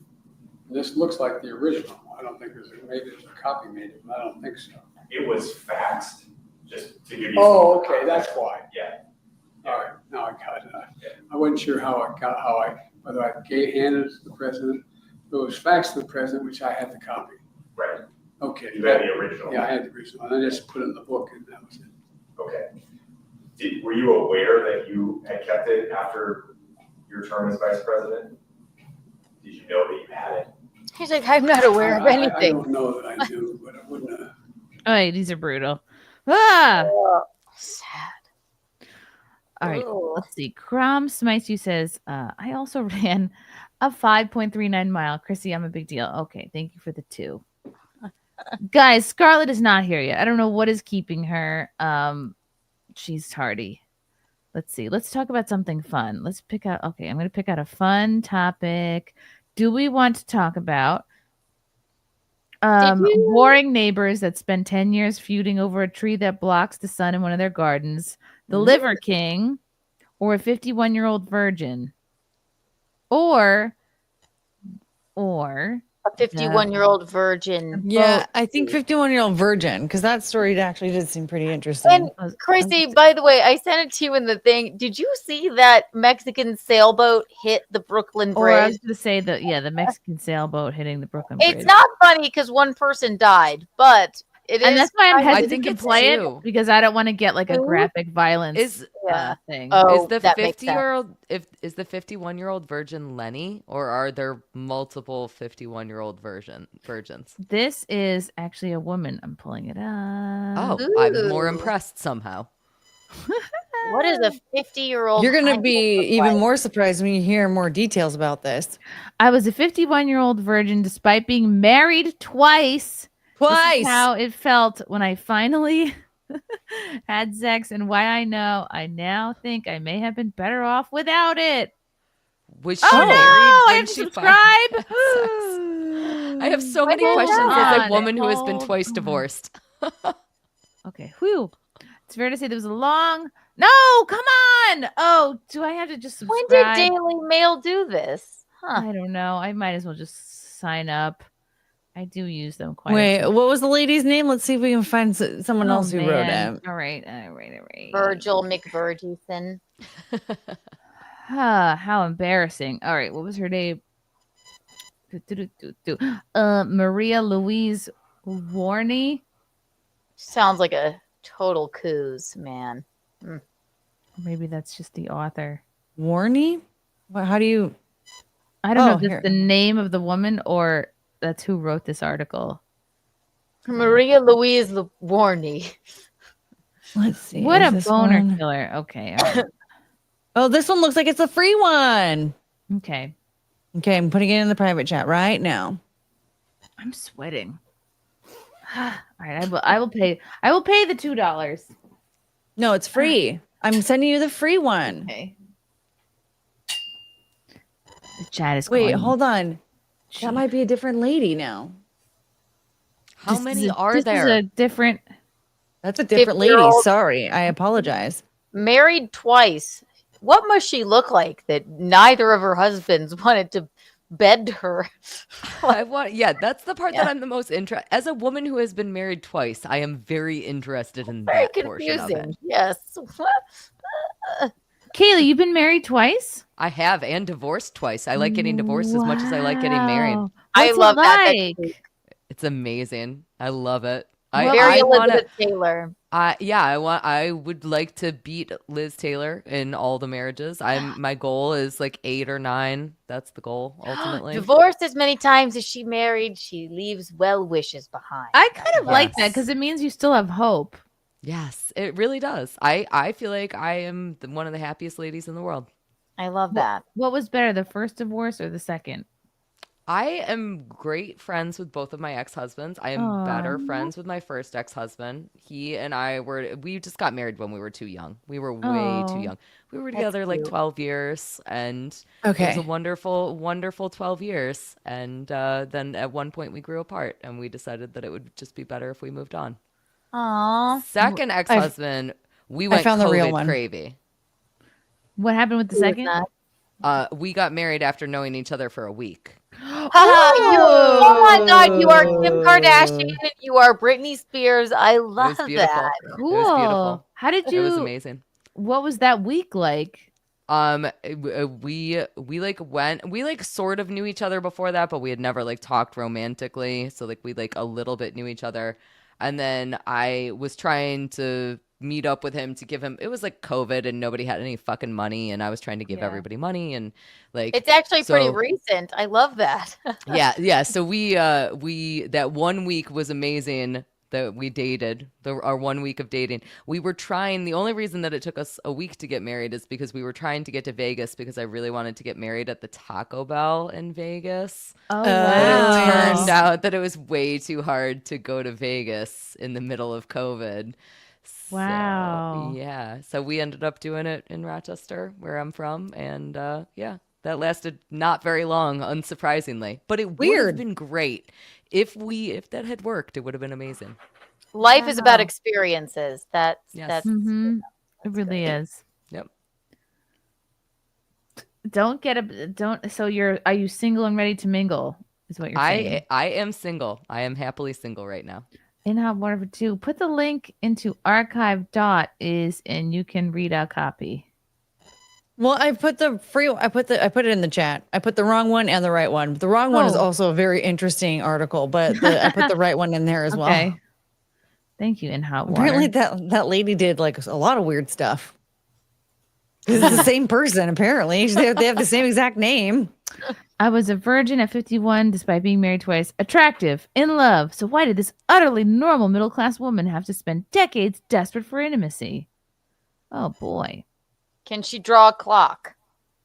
No, probably not. Looking at her. Okay, here we go. Okay. Is this what she looked like when she was first married? This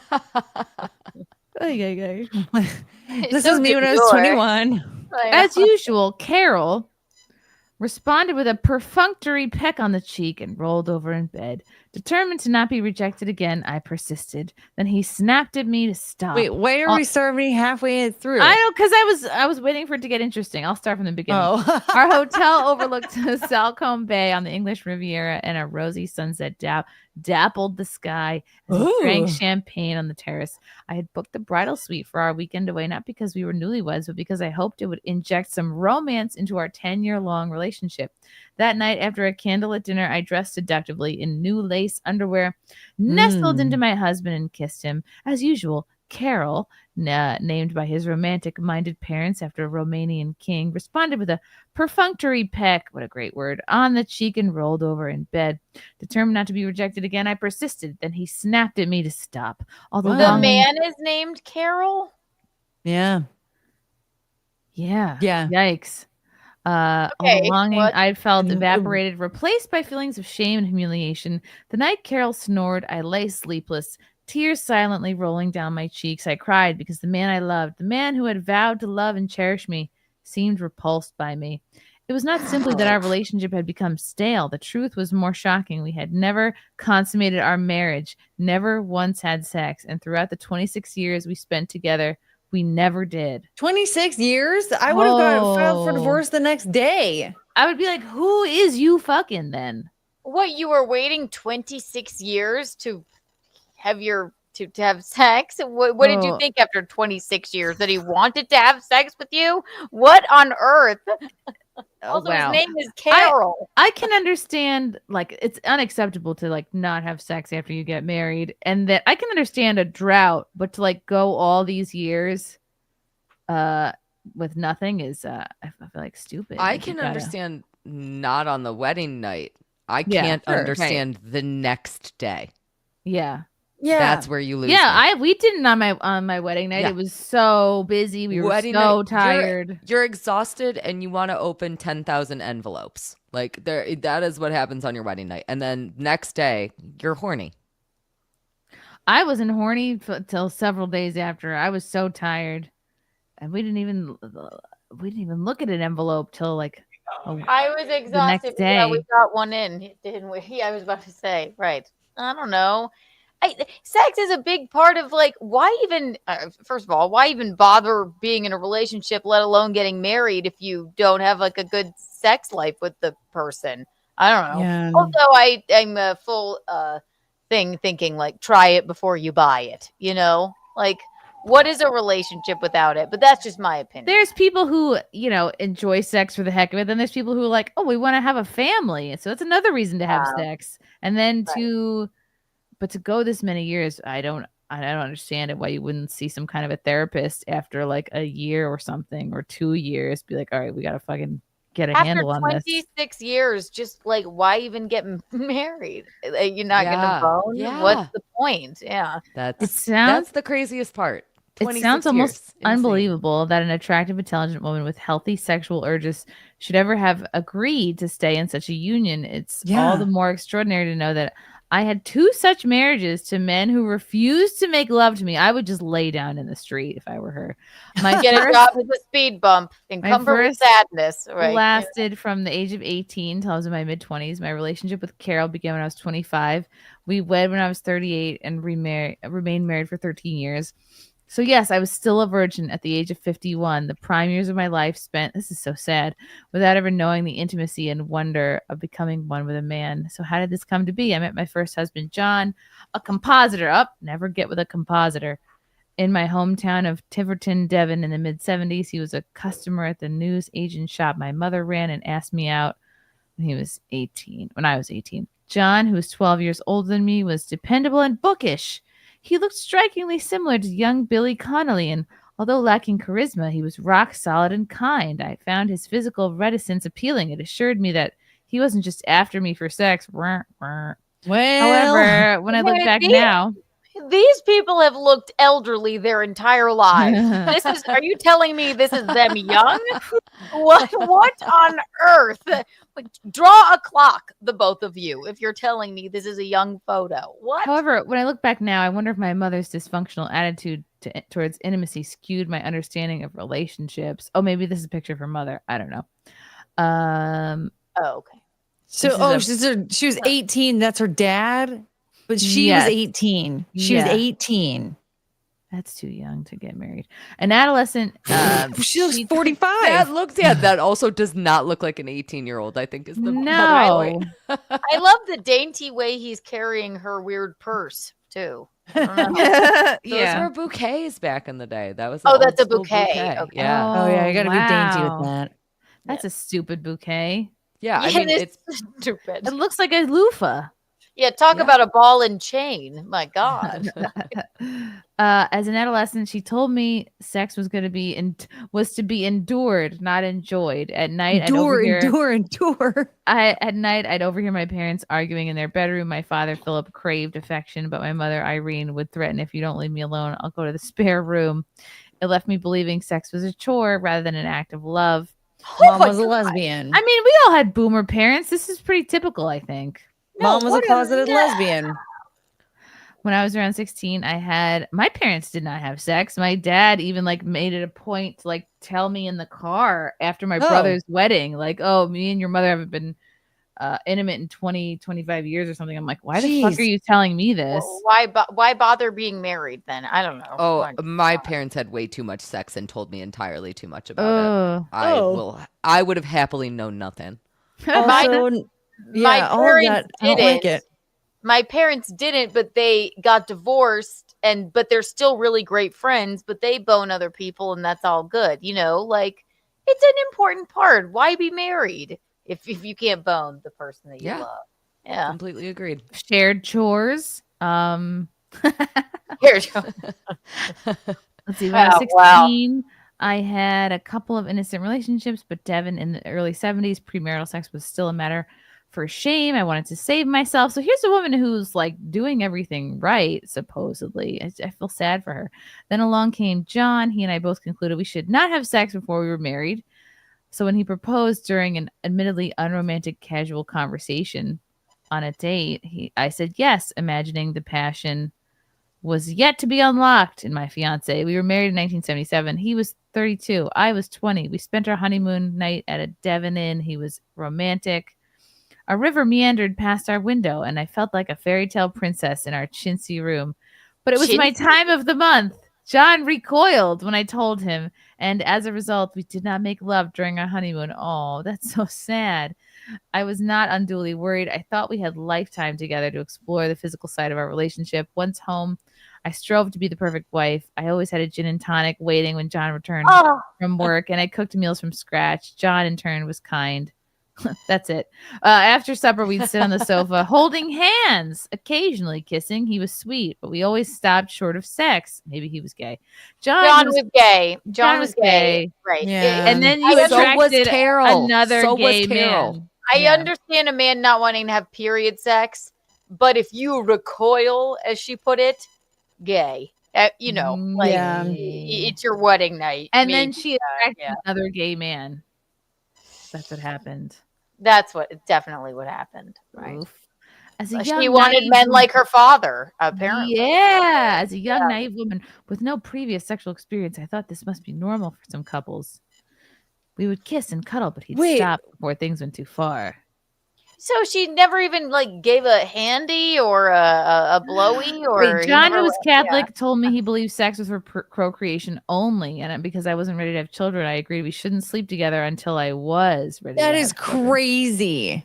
Even the Catholics, the Catholics get around that, even if that's what they believe, or whatever. I was raised Catholic, I went to Catholic school, but they go, but here's the loophole.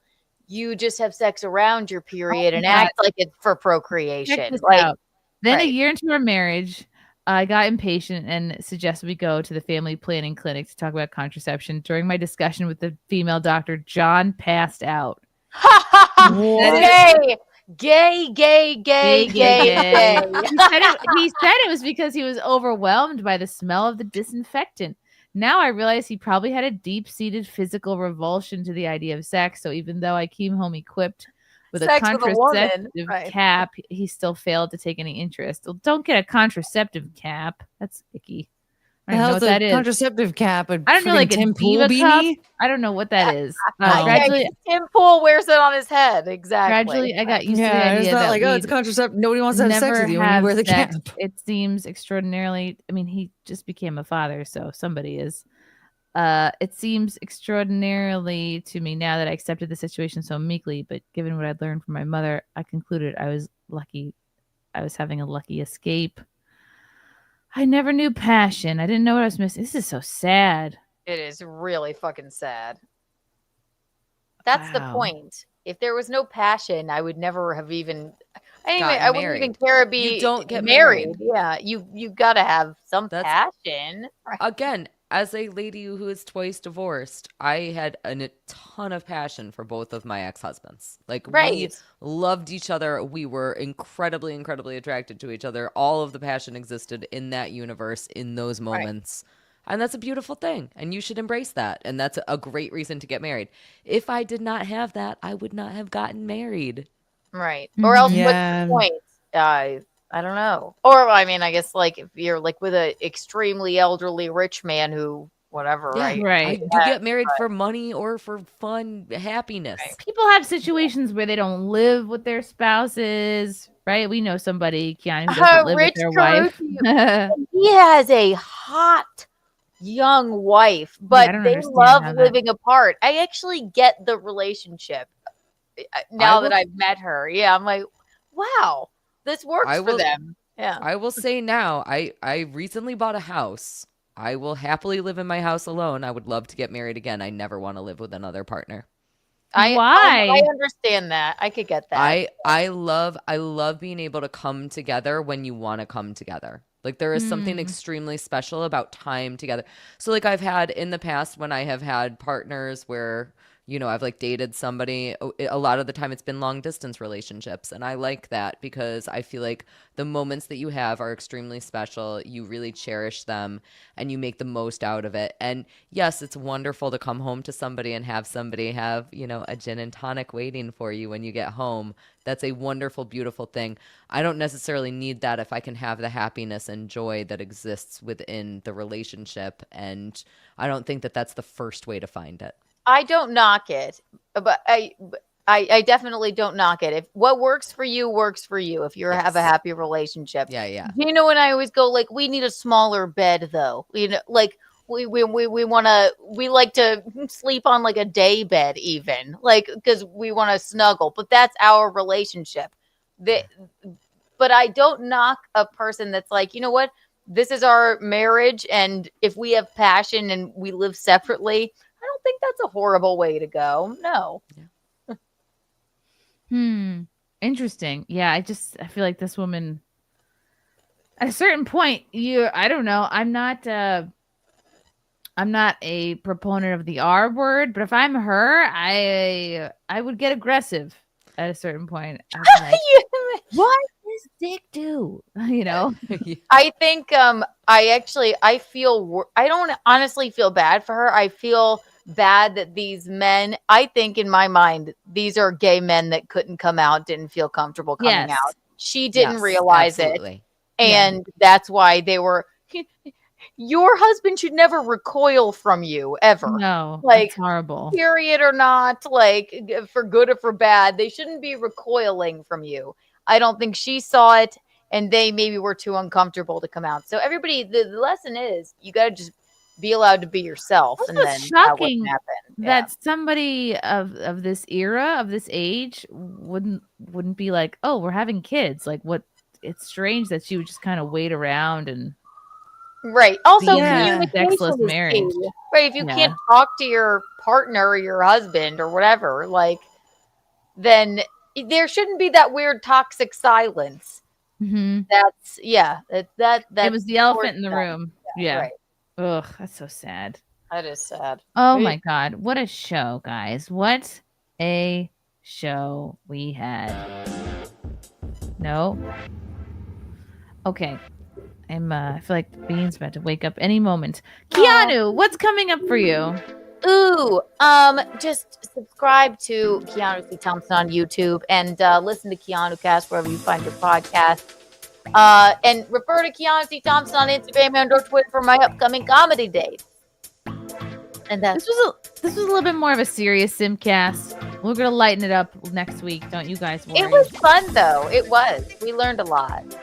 There were some serious topics in the news today, so we had to address them. Courtney, what's coming up for you? Well, same old, streaming 3 times a week. So subscribe to my YouTube channel, Courtney Brooke, and follow me on Twitter. My handle is *WasThatCourtney. Yeah, we got our nails done. Well, I did not get my nails done. But we're going to talk about Amaranth tomorrow and some Uber Eats drama. I love it. Cayley, what's coming up for you? Yeah, you can always check out my movie reviews on Once Over with Cayley on YouTube, Cayley, or you can check out my Patreon for all those sexy popsicle reviews. Also, Once Over with Cayley. Who Are These Podcasts, where I am known as Lucy Tightbox. And I will be live in Boston June 21st with Who Are These Podcasts? And my new podcast called Murder Game Podcast as well on the streaming platforms. Ooh. Yeah. And if somebody wants to be your potential third husband, where should they hit you up? For sure on Twitter, Once Over Cayley. Yay!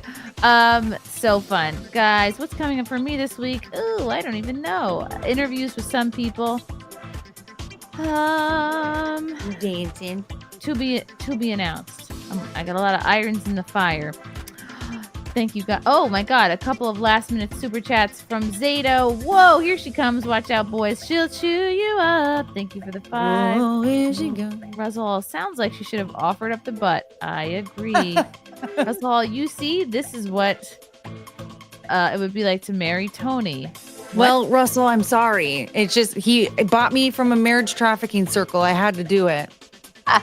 Russell, she looks like a guy, which explains a lot. Yep, thank you, Russell. And Scarlett got busy. She forgot. Okay, maybe we'll see her next week.